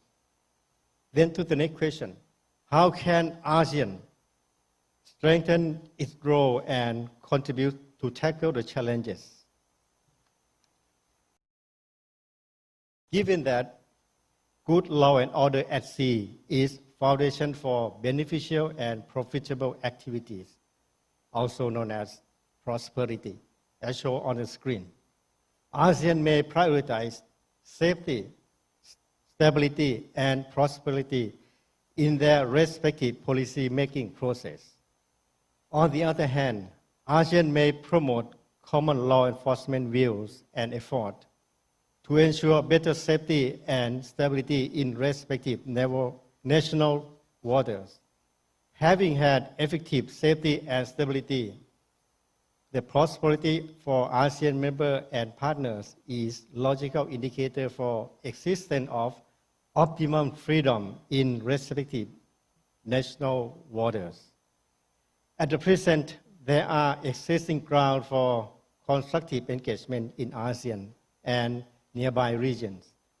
3 existing mechanisms are responsible for information sharing and interoperability, for humanitarian assistance and disaster relief, and for maritime security. Embarking on this mechanism, ASEAN and ASEAN members can utilize existing mechanisms towards safety and stability purposes, while prosperity is corresponding or will eventually correspond to the former factors. What is Thailand's interest in relation with political security of Geo-Maritime in the region? Thailand is present co-chair for expert working group for maritime security under ADMM and is preparing for chairmanship for the Indian Ocean Naval Symposium and the Conclave of Chiefs from 2023 to 2025. Designated Symposium and Conclave of Chiefs is scheduled for the 19th to 22nd December this year in Bangkok. Main efforts for 2 chairmanships are to introduce and promote common understanding, to conceptualize and to bring to practice blue economic concept, in which stem from the UN Sustainable Development Goals 2030, goal number 14, life below waters. On the other hand, for emergent issues, Thailand seeks possible paths and practice to maintain calmness and serenity in its waters, in order to uphold the Gulf of Thailand, the water of friendships, and I hope for the water of Southeast Asia is the water of friendship as well. To this end, Thailand learns to de-radicalize an issue, and it is far better than to rise or to radicalize any issues. Many issues need to be handled with care and require material support for established goals. What are common interests of the ASEAN countries in relation with political security of Geo-Maritime in the region? Based on what I mentioned, safety and stability are priority for maritime interests in ASEAN respective national waters. This is primary interest. Collaboration and cooperation toward these interests are very welcome. In addition, there are upcoming difficulties stem from ongoing change and uncertainties such as climate change and warming oceans. Therefore, material support to each other to cope or to mitigate emergent difficulties are secondary interests. ASEAN needs to enhance its capacity to accommodate and streamline subsequent activities regarding these interests. What role do ASEAN Maritime Forum and other maritime security play in the maritime security order? The ASEAN Maritime Forum and alike mechanism may provide platform to jointly develop a building block for common awareness toward external power, to address regional value and interest, and to seek constructive engagement among ASEAN members. For futuristic point of view, since VUCA, versatility, uncertainty, complexity, and ambiguities is new normal. The AMF may also focus on unknown security issues. To this end, AMF may introduce some topics for further discussion on the implication from either gray zone operation or foreign internal defense activities to realize interests of external powers that will have impact upon us. The discussion will help us to develop recommendations for ASEAN members to be aware or prepare or be prepared to mitigate undesired consequences. What sort of security architecture and geo-maritime scenario does ASEAN propose? At this moment, there are ANCM, there are GOTI, Gulf of Thailand Initiative, and I am not sure that it had been enlarged to the Southeast ASEAN Legal Law Enforcement Initiative, or CMLI. I am not sure that it had been mature enough. As mentioned in the topic 1, there are overwhelming concept, arrangement, and mechanism mostly initiated by external power. They merely serve external power interests than ASEAN common interests. In order to pursue ASEAN common interests, ASEAN members must focus their respective effort on own capacity building while seek cooperative support from external power. ASEAN may foster geo-maritime capacity building in cooperation with external powers effort, with careful focus on ASEAN geo-maritime common interests. An idea on ASEAN capability augmented by partner expertise, or ACAP, may provide starting point for further discussion to develop security architecture and geo-maritime scenario to encompass as many as possible multiple approaches from external power, as addressed in topic 1. There are bold implications to ASEAN members to take both responsibility and interest.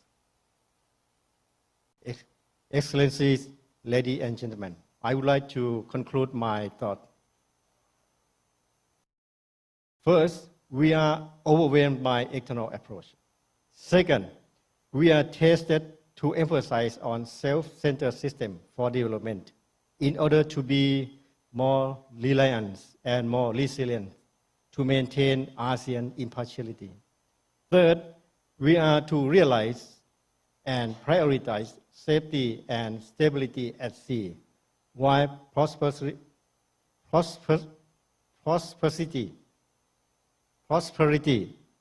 is corresponding or will eventually correspond to them. This is to highlight that safety and stability are primary common interests of ASEAN. Fourth, AMF and alike mechanism may provide platform to develop a building block for common awareness, to address common value and interests in order to seek constructive engagement. And for future discussion, AMF may introduce future topic on implications from gray zone operation or foreign internal defense in which interests of external power are realized. Fifth, an idea on AKF may provide starting point for future discussion. Last but not the least, I would like to welcome you to ION 2023 in Bangkok this December. Thank you very much. Captain, thank you very much for your excellent presentations as well as for the timely fashion in which you delivered your presentation. I think you have touched also an array of salient points related to ASEAN maritime security. And one point that I would like to underline is that I'm quite familiar with the terminology that you mentioned, that is ASEAN centrality, being former senior official meeting leader of Indonesia to ASEAN as well as dialogue partners for 6 consecutive years. So I'm quite familiar with, with the terminology. But one thing for sure, it is up to us to make sure that indeed ASEAN should become a central power in the dynamics of our region. And then certainly I would like to invite Ambassador Sukma to present his case. The floor is yours.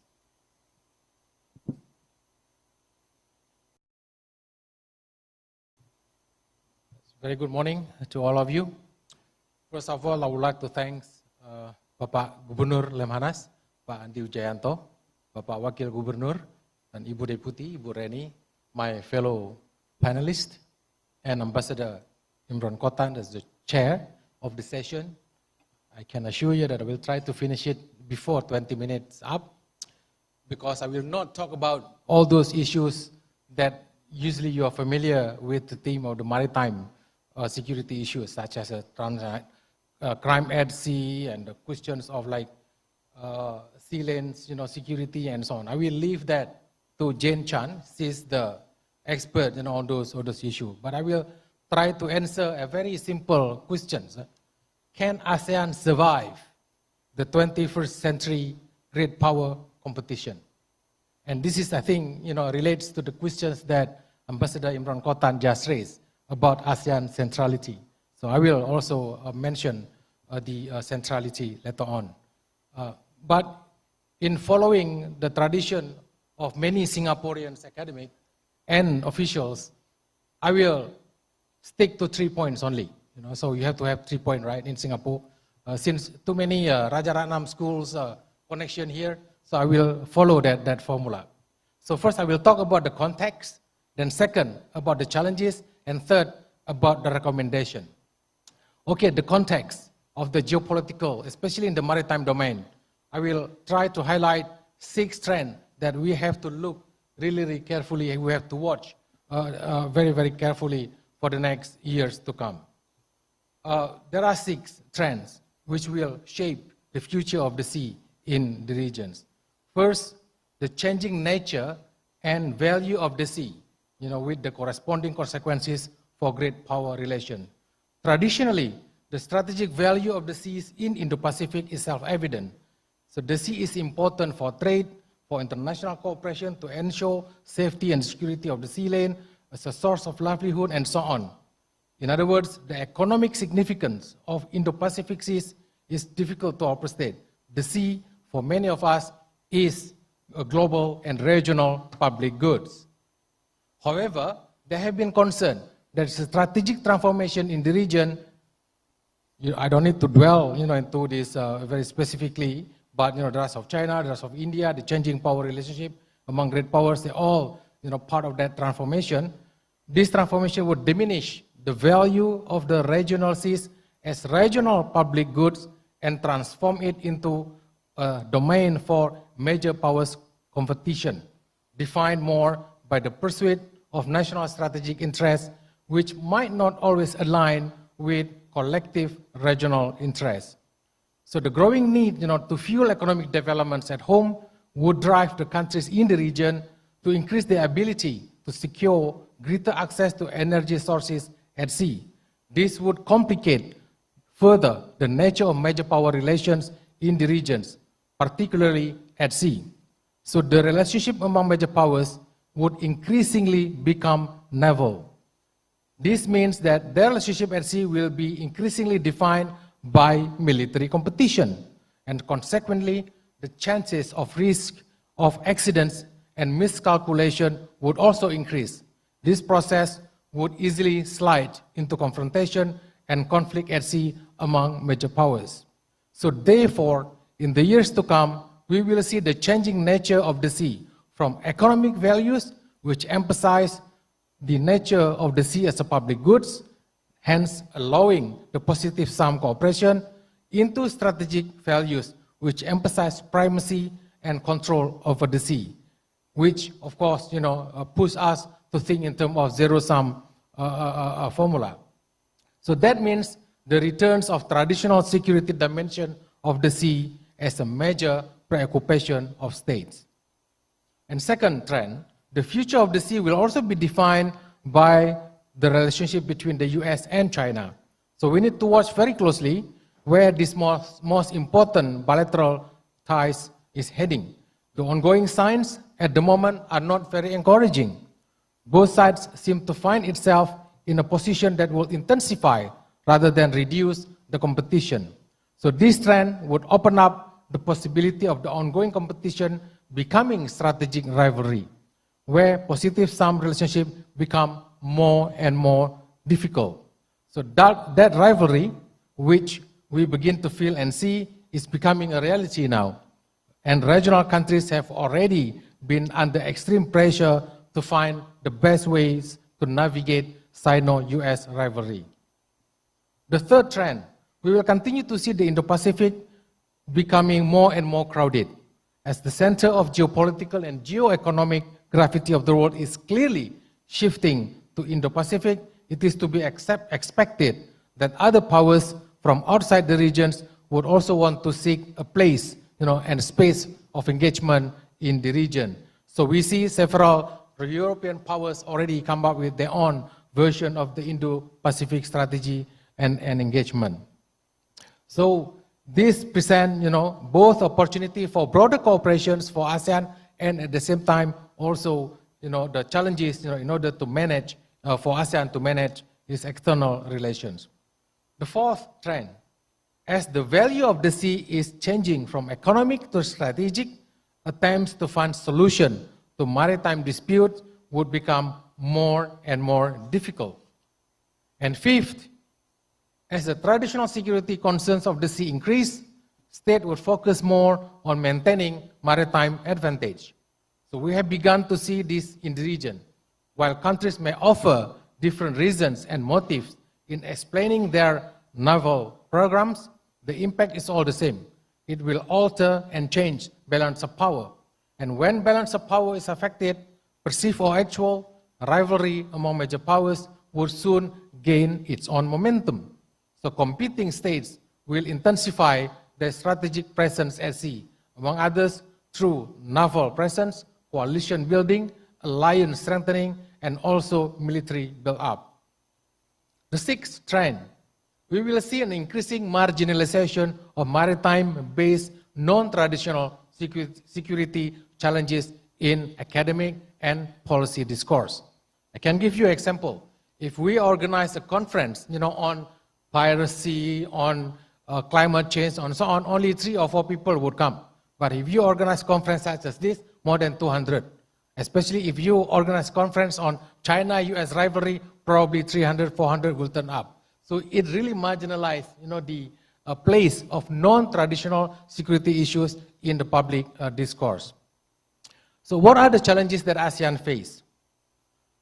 There are three that I would like to highlight.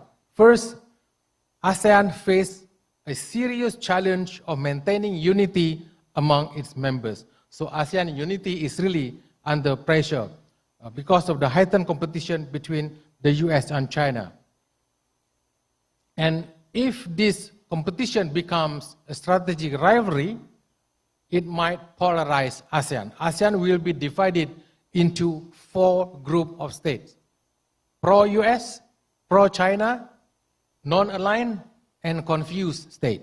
So you can bet that there would be some countries who are confused within ASEAN in facing the great power rivalry.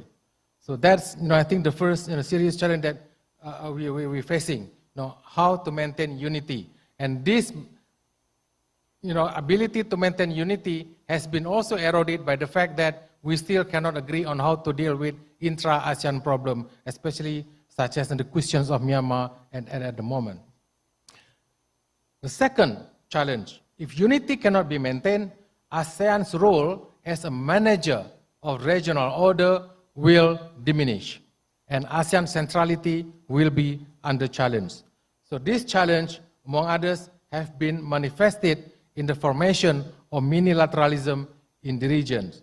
So I think the formation of the Quad, the AUKUS, and all other minilateralism reflects the competitive nature of regional order in Indo-Pacific, and also I think reflect the growing uncertainty with regard to the confidence of extra-regional powers in ASEAN ability to manage the growing challenges that we are facing at the moment. The new geopolitical and geoeconomic challenges require real substance and outcomes, not only forms and open-ended process such as that we are seeing and experiencing within ASEAN over the last probably 60 years. And the third challenge, based on the first and the second challenge, the third challenge is the imperative of maintaining ASEAN strategic autonomy. I know that Pak Governor already mentioned this and not very happy with the term, but this is a reality because it is becoming clear that Southeast Asia and the ocean, the Pacific and also the Indian Ocean will become the central mandala for great power competition. So it is here in Southeast Asia and also in the Pacific and the Indian Ocean, the strategic rivalry will play out. And I think it is ASEAN ultimate strategic interest and by implication Indonesia's to ensure that ASEAN remains autonomous and the competition will not undermine regional stability. ASEAN should make it very clear that we don't like both Pax Americana and Pax Sinica. In fact, it is not in the interest of anyone if the region dominated by one hegemonic power. ASEAN and also great and major powers will be better off with a multipolarity where all countries contribute to regional stability and prosperity. If ASEAN cannot address the need to safeguard unity, maintain centrality, and strengthen strategic autonomy, then ASEAN will become irrelevant. As an organization, you don't need to dissolve ASEAN. ASEAN will continue to exist, but we will remember ASEAN only when we hold a ceremony to commemorate its founding on the 8th of August every year. And then I don't think that we want to come to that possibility in the years ahead. The final point, Mr. Chairman, if you allow me a few minutes, I would like to address 4 recommendations that ASEAN need really to take. The first one, ASEAN need to examine how the emerging maritime rivalry would impact on the future of UNCLOS. We should not take UNCLOS for granted. It is likely that there would be attempts to reinterpret and redefine UNCLOS by great powers in accordance with their own strategic interests. This, in turn, could undermine international maritime order and threaten regional countries' interests. ASEAN should continue to place UNCLOS at the center of a rule-based maritime order in the Indo-Pacific. Second, ASEAN needs to get creative to find new ideas, breakthrough in managing South China Sea. especially in pushing through the code of conduct. Trust is eroding very quickly among the claimant state. Too many incidents and recent developments have not been very encouraging. Doubts and skepticism about the COC are growing. Nationalism is also on the rise in a number of claimant states. So calming the South China Sea will remove one potential flashpoint and reduce tension among great powers. So unfortunately, the COC is the only framework that we have now. We like it or not, so we need to continue to find ways on how that we can really push for its conclusion. But in the meantime, I would propose that we need an interim agreement on how to prevent accident and incident through a set of rules on how vessels should conduct itself in the area. Third, ASEAN should reflect on ASEAN weaknesses, especially in the institution, and then try to strengthen them whenever possible.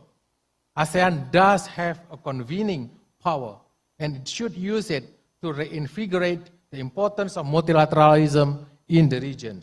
So the East Asia Summit does provide the best promise for multilateral security cooperation in the Indo-Pacific. Surviving the great powers competition would require ASEAN to strengthen its capacity and institutional effectiveness.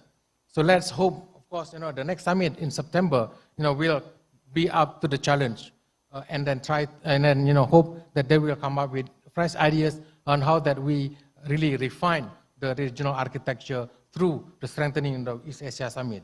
And the final recommendation that we would like to put forward, once the East Asia Summit becomes a premier forum for cooperation in the Indo-Pacific, ASEAN needs to suggest or to propose an East Asia Summit pledge on comprehensive regional security as a new pledge, as a new framework to shape security and prosperity in the region.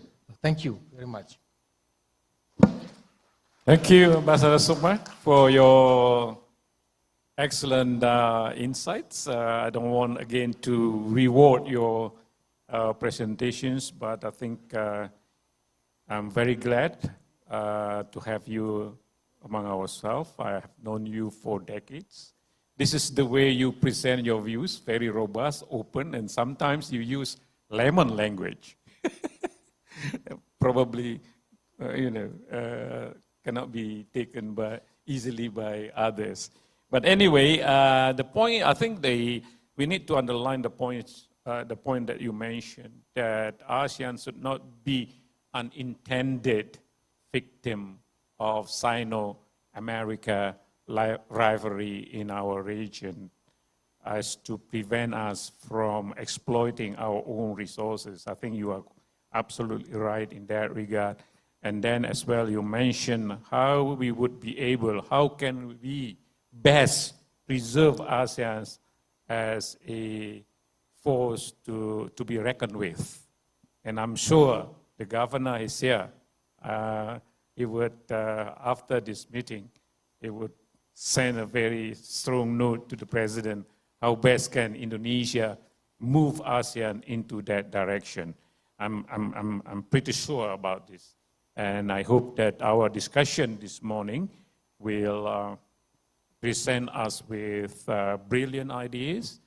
And after listening carefully to the three distinguished speakers, I think they have presented us with a lot of salient points that probably may provoke you to raise questions, as we all expect, as well as if you have contribution to enrich our discussion this morning, you are most welcome. The floor is yours, but before that, I would like to remind you to identify you and the organization you represent before taking up the floor. And the floor is now open for participants. I don't expect that the governor will also pose questions. Thank you.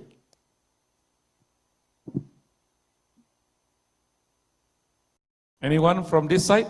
Oh, please.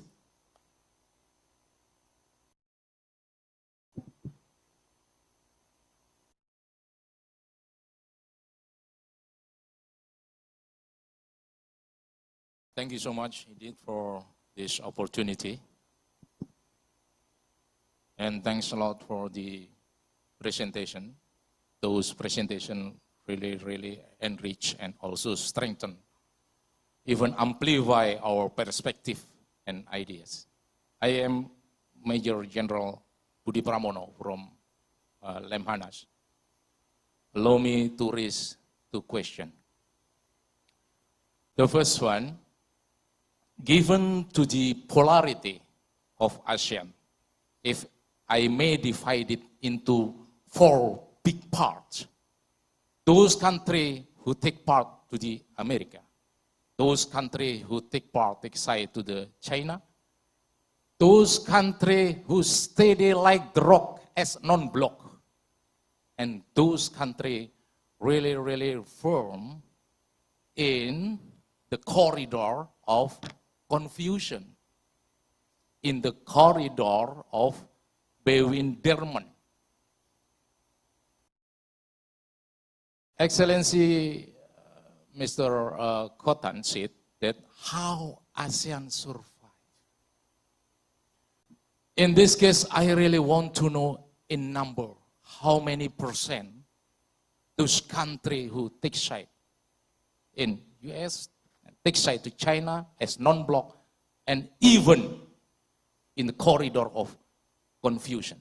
This is very important to us, how to calculate how strong, how solid ASEAN in the future in terms of facing the next and dynamic threat in the future. That's the first one. The second one, also given from the 7 ASEAN outlook. Of course, the first one, we should uphold our international law. This is very important. Why? Because we are living in the international kitchen. We are living in the borderless countries in this planet. Of course, we should uphold our international, especially the principle of the international. And then the cooperation. We couldn't avoid the cooperation. Every conflict happen, we should solve by cooperation or even collaboration. We don't have other system or strategy except the cooperation. After the cooperation, of course, in this case, no matter how high the escalation in this regional, but we should avoid it. That's very important. And other thing that needed is please consult to the other country. Perhaps the other country. You may proceed with your question, General. Yes, that's 7 ASEAN outlook. My question is, do you know actually who is or what is or how those superpowers reply, answer, and then take action for our 7 ASEAN outlook?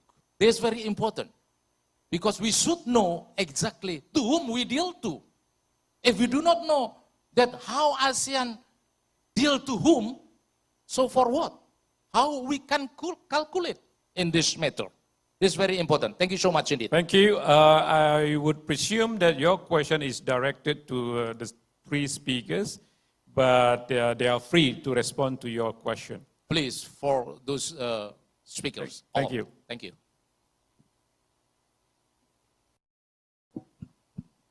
Well, thank you, Pak General Budi. On the first question, so I think,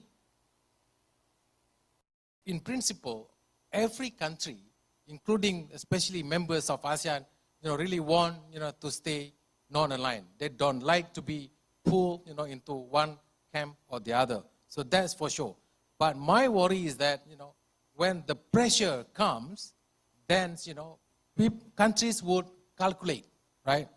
According to their, strategic interest. Then, probably, when there would be the temptation to choose. So at the moment, it's very hard to say that country A and B already in the Chinese pocket, country C and D already in the American pocket, and country E and F confused, or, country F and G is actually non-aligned. So that's actually, I think, the state of play at the moment. So each member of ASEAN still value the so-called strategic autonomy of ASEAN as a whole. So that's why I'm torn with regard to the utility of ASEAN. On the one hand, it cannot solve and manage and respond to this kind of problem. On the other hand, this collectivity within ASEAN actually provide, the possibility for member states to actually deal with the pressure from the outside. So we're still struggling within that context. So when you see, for example, only 2 countries in ASEAN, treaty allies of the US, Philippines and Thailand. Even for Philippines and Thailand, I'm quite sure there are Philippines delegate and Thai speakers here, would of course value the autonomy. They don't want to be basically told what to do, and then they would define their own interest by themselves. That, I think, probably preferable for even allies of the great powers. On the second one, I'm not sure I understand the 7 outlook, but the only outlook that I understand is basically the Indo-Pacific outlook. Well, all the major powers, all the great powers, already pay support or say support, or probably you can say lip service, but nevertheless, they basically all support the Indo-Pacific outlook, that ASEAN come out with, because they do understand the so-called quote-unquote neutrality of ASEAN works in the best of interest of every great powers. So I don't think even China and US will benefit if ASEAN get divided. So at the end, united ASEAN serve the strategic interest of great powers.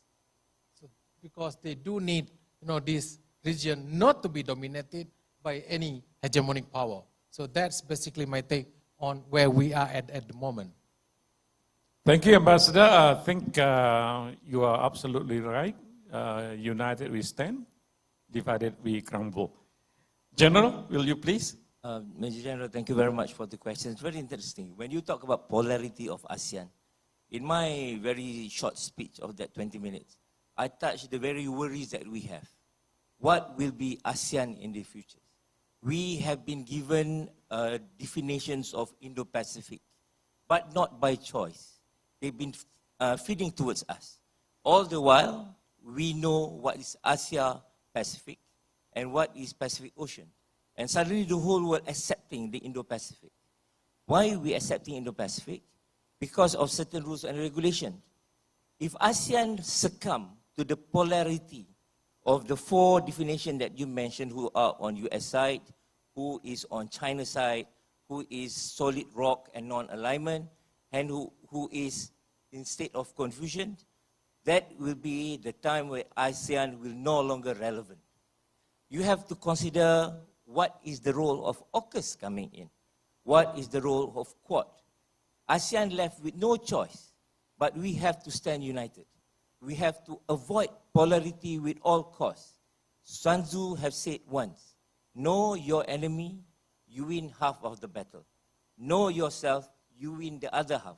So by knowing which side we are choosing, which side we're supposed to be strengthened, I think ASEAN can last longer and remain relevant. Because we have not left with any choice. We understood colonization more than any other continents in this world. Hundreds over years, we've been dominated by other powers. This is the time ASEAN have to get rid of the sensitivity, but instead sit together, be more transparent, be more inclusive, understand where is the direction of ASEAN. It is difficult, but I'm sure we can work it out using ASEAN way. Now we are promoting ASEAN community. On your second question, whether which side, 7 outlook, which are we direction to, either China or US, if you look into a lot of initiatives that have been introduced lately, Indo-Pac, Quad, now recently the Australia proposing the blue security. This is the answer to what ASEAN stand. Whenever we launch on something or we announce on something, the other regional power will come up with their own initiatives to either coax or to ask ASEAN to work together with them.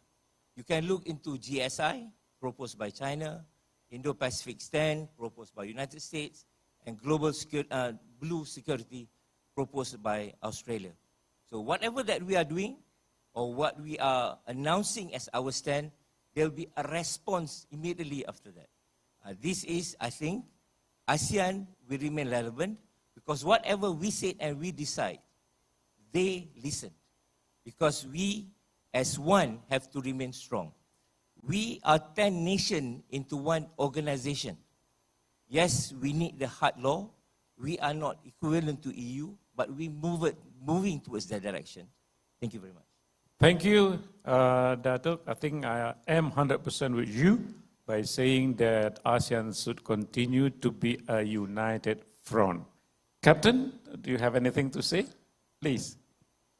Yes, I will talk about something on tech side or not tech side. We need to look back to the term interconnected and interdependence. And actually in the security sphere, there are multi-dimension in military, in politics, in economic, and society. Look back in Thailand, we have the neighboring country that with different regime and different tendency toward superpower. We need to manage toward the equilibrium. We have, Thailand has the economic link with China as big as economic link with Europe and the US. So at this moment, it's not a time to say take side or not take side. It is a time to manage it at best. Thailand has to manage both Thailand's own interests and had to manage external powers' interests and had to manage the neighboring country interests for the base of our people. Also, Thailand respect to the ASEAN principle. And I think this year,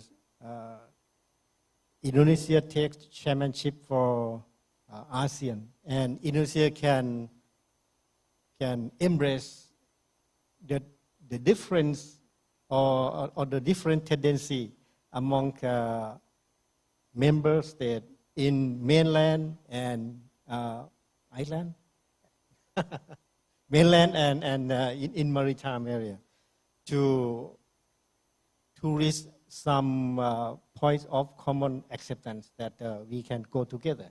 I think our governor say this morning that we are not we are not perfect country. We are not perfect region, but we moving toward a better region. We moving toward the more safety and more stability region. The primary indicator for this is prosperity. If the chance for prosperity remain plus or remain positive, it means that we manage well enough. Thank you. Thank you very much. I also completely agree with you that ASEAN, geographically, ASEAN countries are the force of interconnectivity because we are sandwiched by 2 oceans and 2 continents. That is why ASEAN countries, I think, have been able to moderate views coming from those 4 corners. So we have to continue to be a force of interconnectivity. Otherwise, we lost our DNA naturally. Thank you. Any questions? Probably we still have 2 or 3 questioners. Yes, please identify yourself as well as organization you represent. Thank you. Thank you. My name is Loro Orta.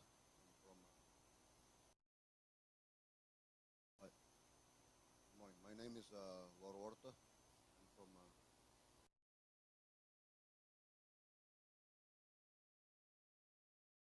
Good morning. My name is Loro Orta. I'm from Timor-Leste. I work for the Council of Ministers.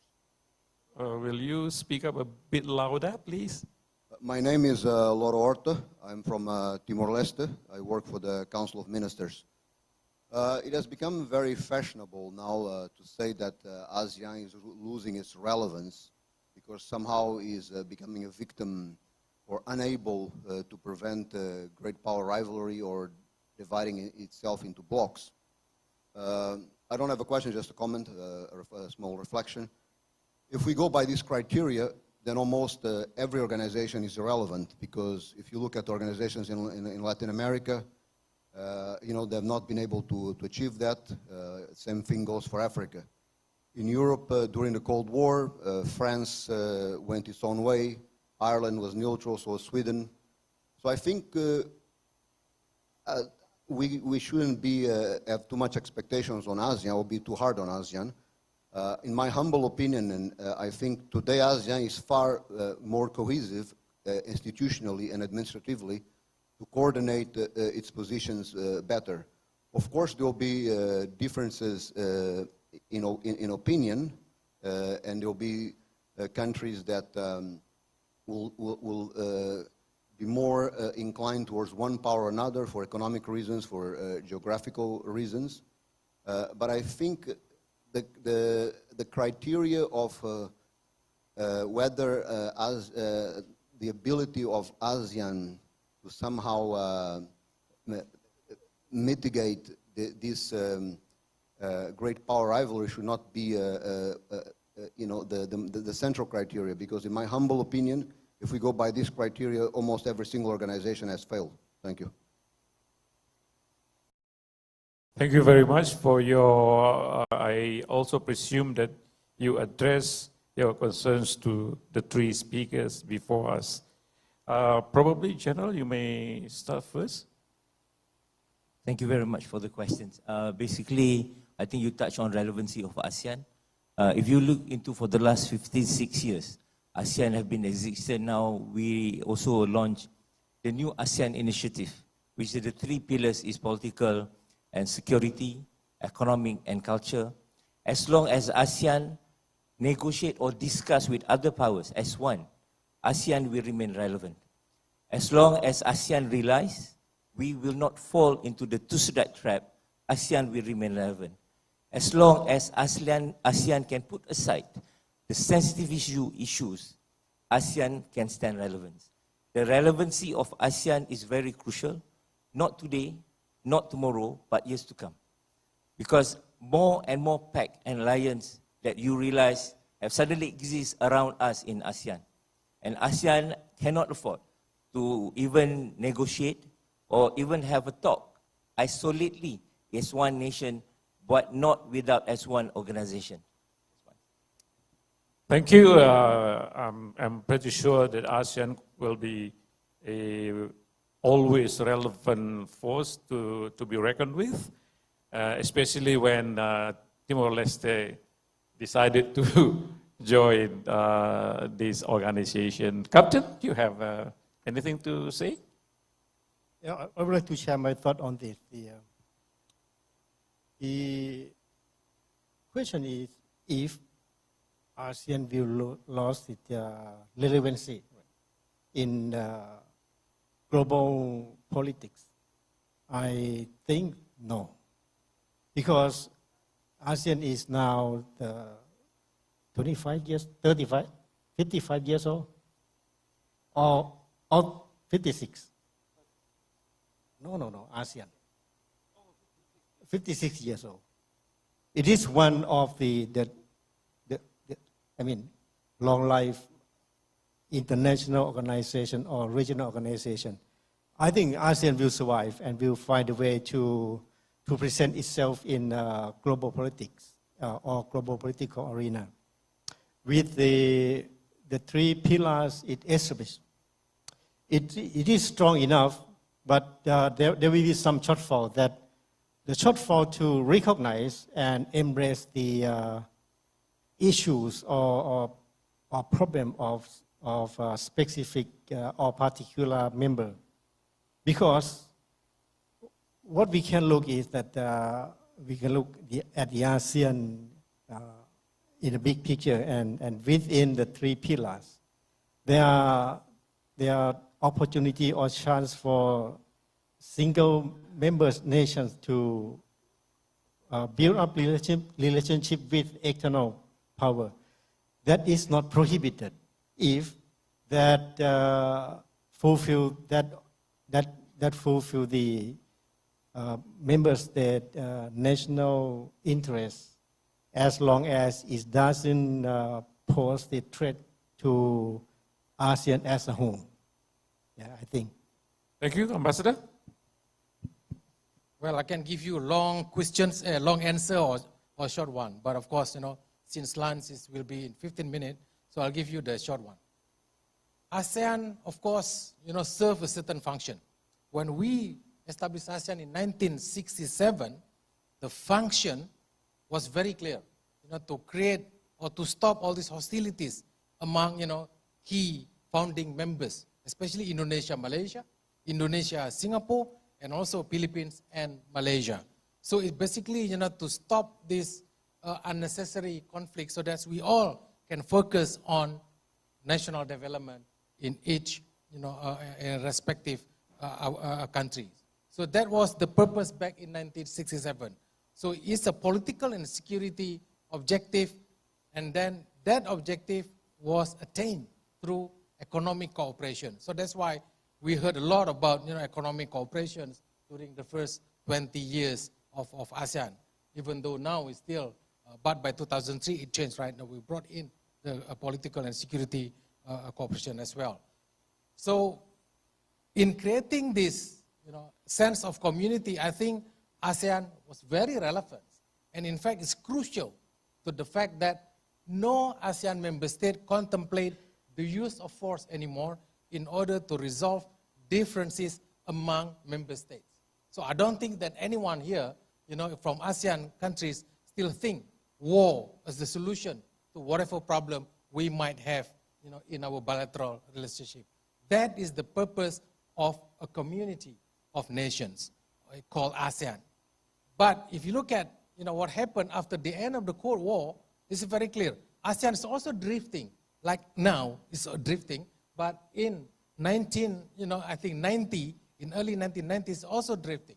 But at that time, I think Imran was still at the foreign ministry.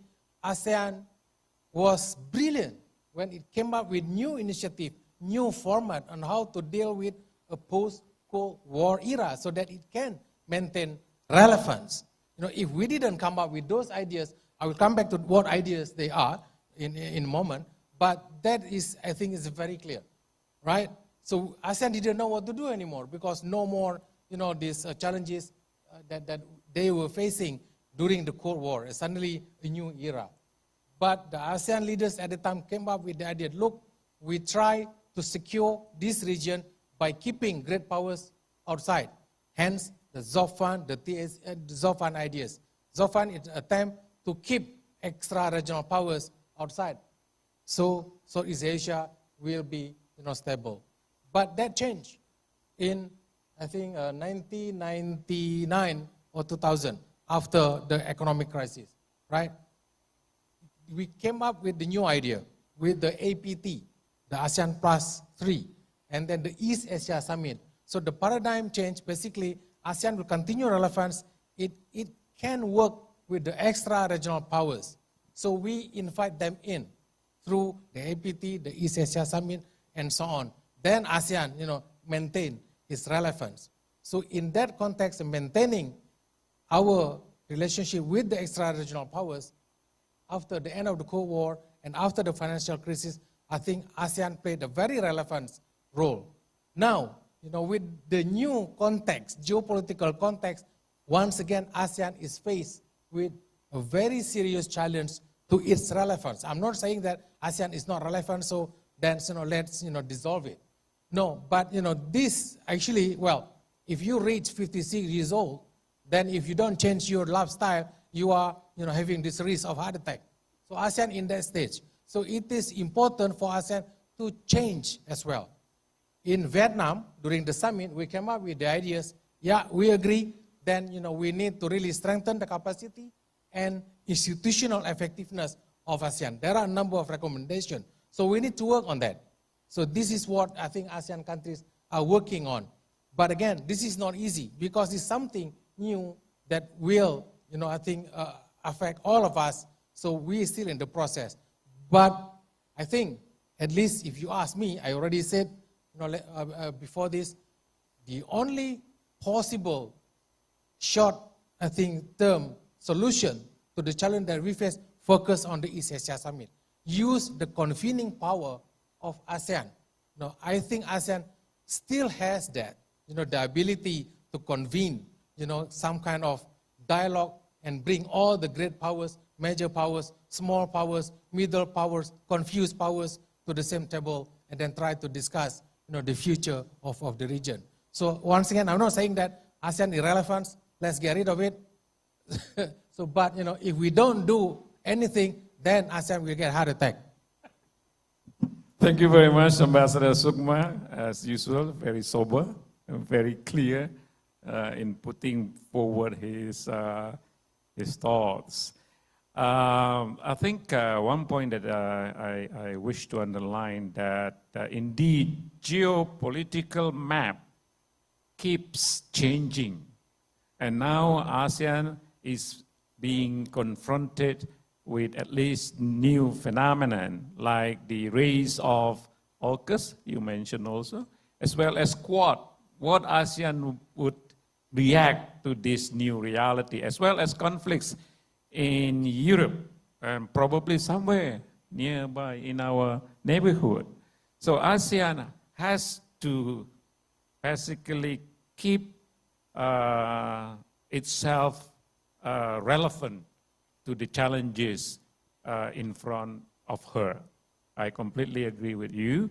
And before we conclude our sessions, I still have another questioner from this side. Oh, no, this is a good friend of mine.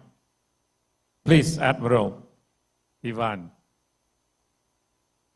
Thank you. Thank you, sir. I'm a real Admiral Ivan from Indonesia. Such as we know, Indonesia is not a claimant state on the dispute area of the sovereignty of ASEAN countries over the South China Sea, or SCAs. However, Indonesia is most likely threatened by the conflict in the regions. Not only that, Indonesia owns Natuna Island and the Malacca Strait, and most of the sea lanes travel through archipelagos, especially SGS, which is major belligerent states will expose this area and make them collateral when conflict happen. Now, the United States with AUKUS might balance the power in this SGS area. Yet at the same time, it opened potential major conflict in ASEAN region. In fact, according to ASEAN's commitment to restricting outsiders from interfering ASEAN region, and such as we know also that diplomatically speaking, Indonesia is a non-bloc now. Considering both rationales, what is the best way to deal with maritime security in SGS, and especially for ASEAN's member who involved in that area? And what is your perspective on the role of Indonesia for maintaining maritime peace and security in SGS? Thank you, sir. Thank you. We start from you again, and then to be followed by Can you repeat Datuk, and then Captain. The second question, we didn't get it. The reactions for us to confront the challenges in our maritime security. That's the second question. Oh, well, that's a very broad question. I think some of the ideas have been laid out by Dato and also by the Captain before. So we'll focus on the South China Sea. Yes, we're not a claimant. We do not claim, any part of the South China Sea. But of course, there is this dispute, quote unquote, with regard to the EEZ, especially when, some illegal fishings are taking place and also some surveys, by a claimant country, also took place. What is the best way to deal with the South China Sea problem? Like I mentioned earlier, Admiral, there is no other option available but the South China Sea, the Code of Conduct. So that's the only framework is available at the moment. So that's why I envision the Code of Conduct is comprised of 3 parts. The first part on the CBM, is basically confidence building measures. And second part should be about the preventive diplomacy part. And then the third part, basically crisis management mechanism on how to address crisis whenever it arises, with regard to the South China Sea conflict. I don't know what they are negotiating at the moment. So I think, it started even long before Ambassador Imran Khan became the SOM leaders and then Secretary of the Foreign Ministry, 23 years now? 21 years from 2002. They are negotiating the Code of Conduct. But, this is still the only one available. So I think, so that's why I propose, before we can really complete the Code of Conduct, which I don't think that we can finish it by September this year, even though Jane just whispered to me before that, probably Indonesia would come up with great results, of all these problems that we face. I said, don't dream, Jane. So it's not going to happen, this year. It's going to be a long-term process. So that's why probably we should start thinking also in terms of interim solution to the problem. What is the biggest problem that we are facing in the South China Sea? Incidents. So you don't want to have incidents or accidents. So these are the two. So we need to have an interim, say, not Code of Conduct or rules, if you like. For example, you're not allowed to use like laser, against a ship that passing each other. You should not use water cannon, to spray on the other ship that passing the area and so on. So we should focus on those technical agreements before we can conclude the Code of Conduct, which I don't think that we can because of the 3 very difficult problems. Number 1, I don't think that we can have an agreement on what is the status of that Code of Conduct. Legally binding or not? Only suggestion, recommendation, or hopes? We don't know, So I don't think that we can have agreement. Some want to be legally binding, some they don't want to have the Code of Conduct legally binding. That's number 1. Number 2, I think we cannot agree on where this Code of Conduct should apply, the geographical scope of it, because we can have a debate on where exactly is the South China Sea, where it ends, where it starts, I think that's up to debate. So that's the second problem that we face. The third problem, with regard to the Code of Conduct, can other countries outside ASEAN and China accede to it? Should they be part of the negotiation or should they be allowed, to accede to as a signatories later on?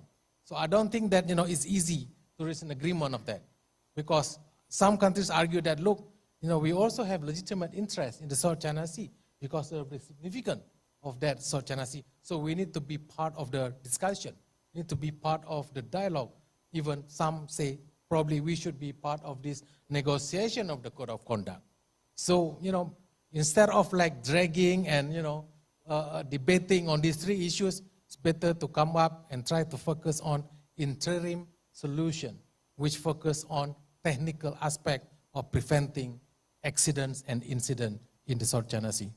Thank you, Ambassador. Being trained as a diplomat, I always see a glass half full.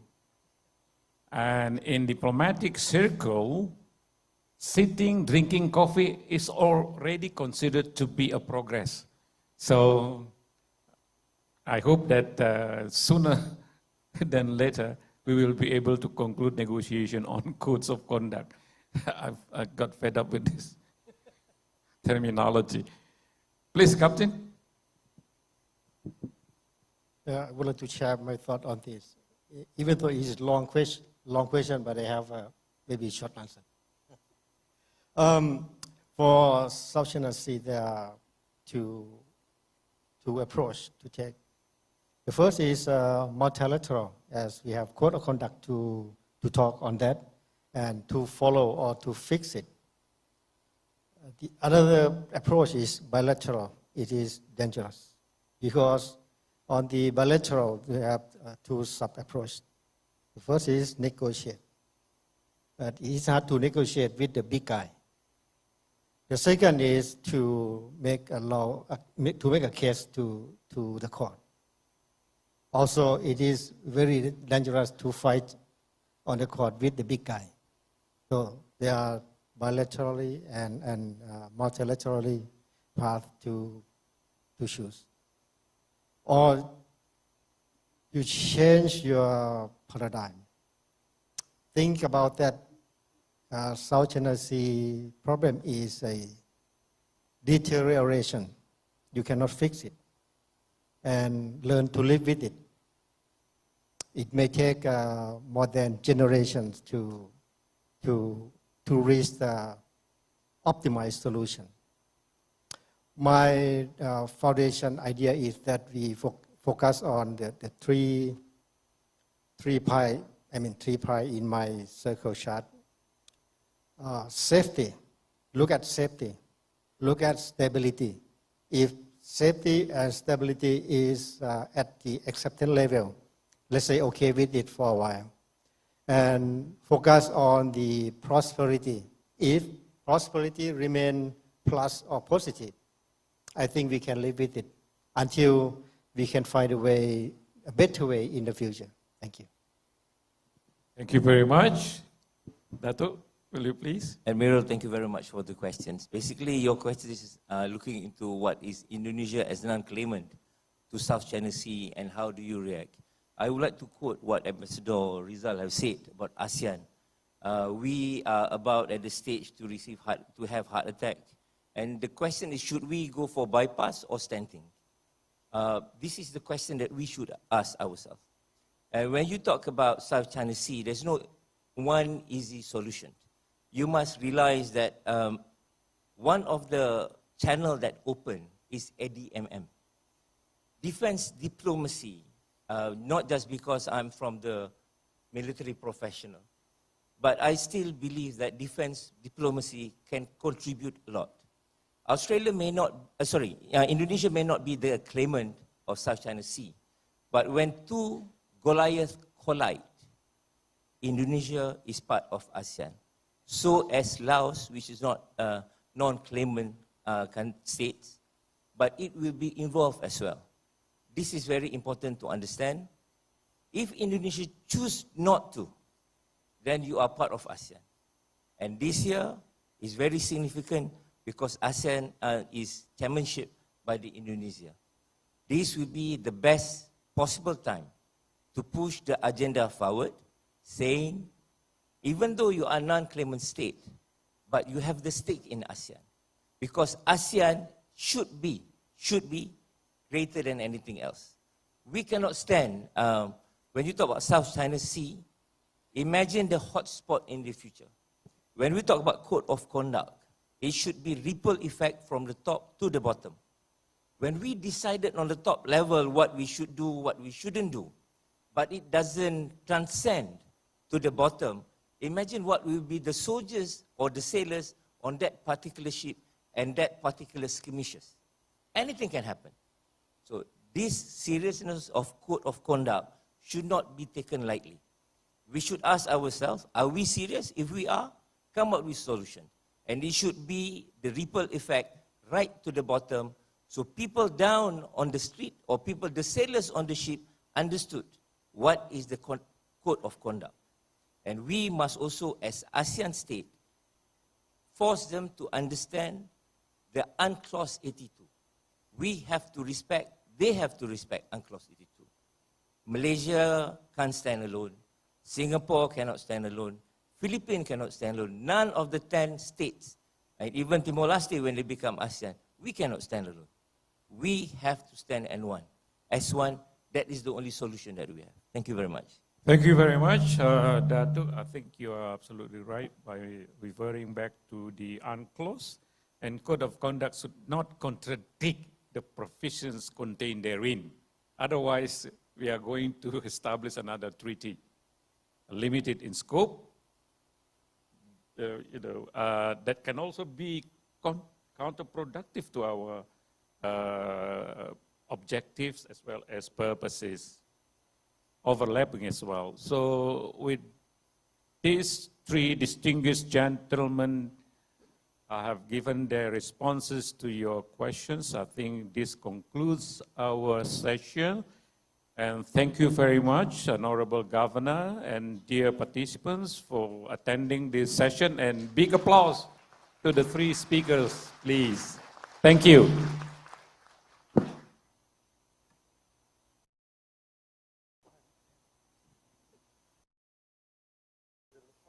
All right, ladies and gentlemen, please give a round of applause to our moderator and speakers for plenary session 1. Thank you so much for the fruitful discussion.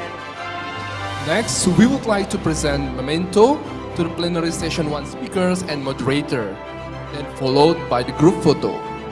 Therefore, may we kindly invite to the stage Governor of Lemhanas, Vice Governor of Lemhanas, Deputy for Strategic Studies of Lemhanas, and Chief of the VII Jakarta Geopolitical Forum 2023.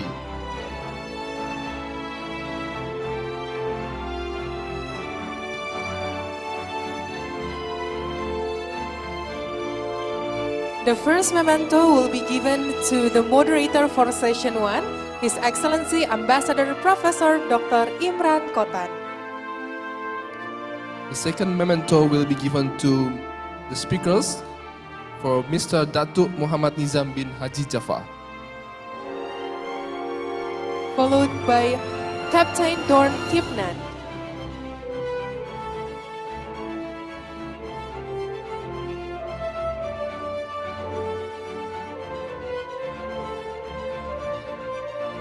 And the last memento is given to Captain Dorna Tipna.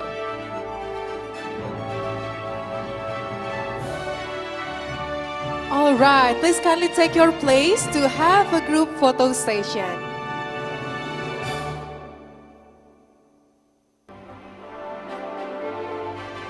I will count in 3, 2, 1.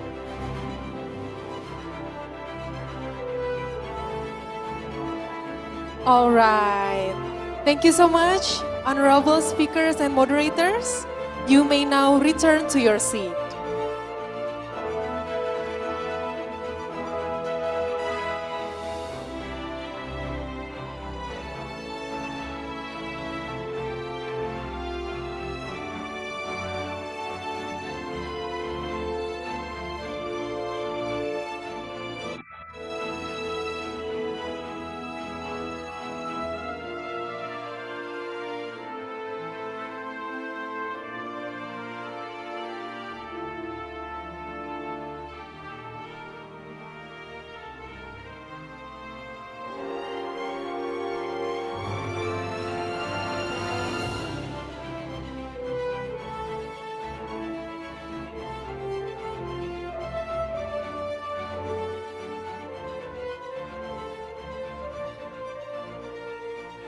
Ladies and gentlemen, we have come to the end of our first session of the VII Jakarta Geopolitical Forum 2023.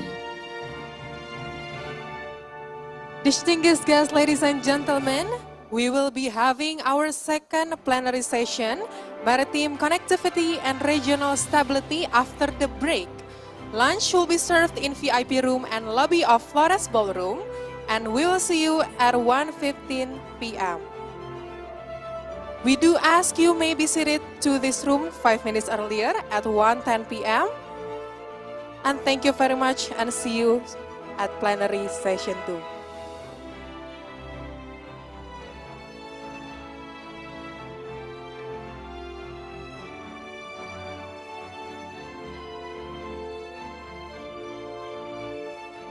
Ladies and gentlemen, we would like also to say our gratitude to Hotel Borobudur, Defense ID, Dahana and PT Land Industri, Pindad, PT PAL Indonesia, PT DI, PT Penta Trisaka, and Dirga Reka, which have given the biggest support to this event.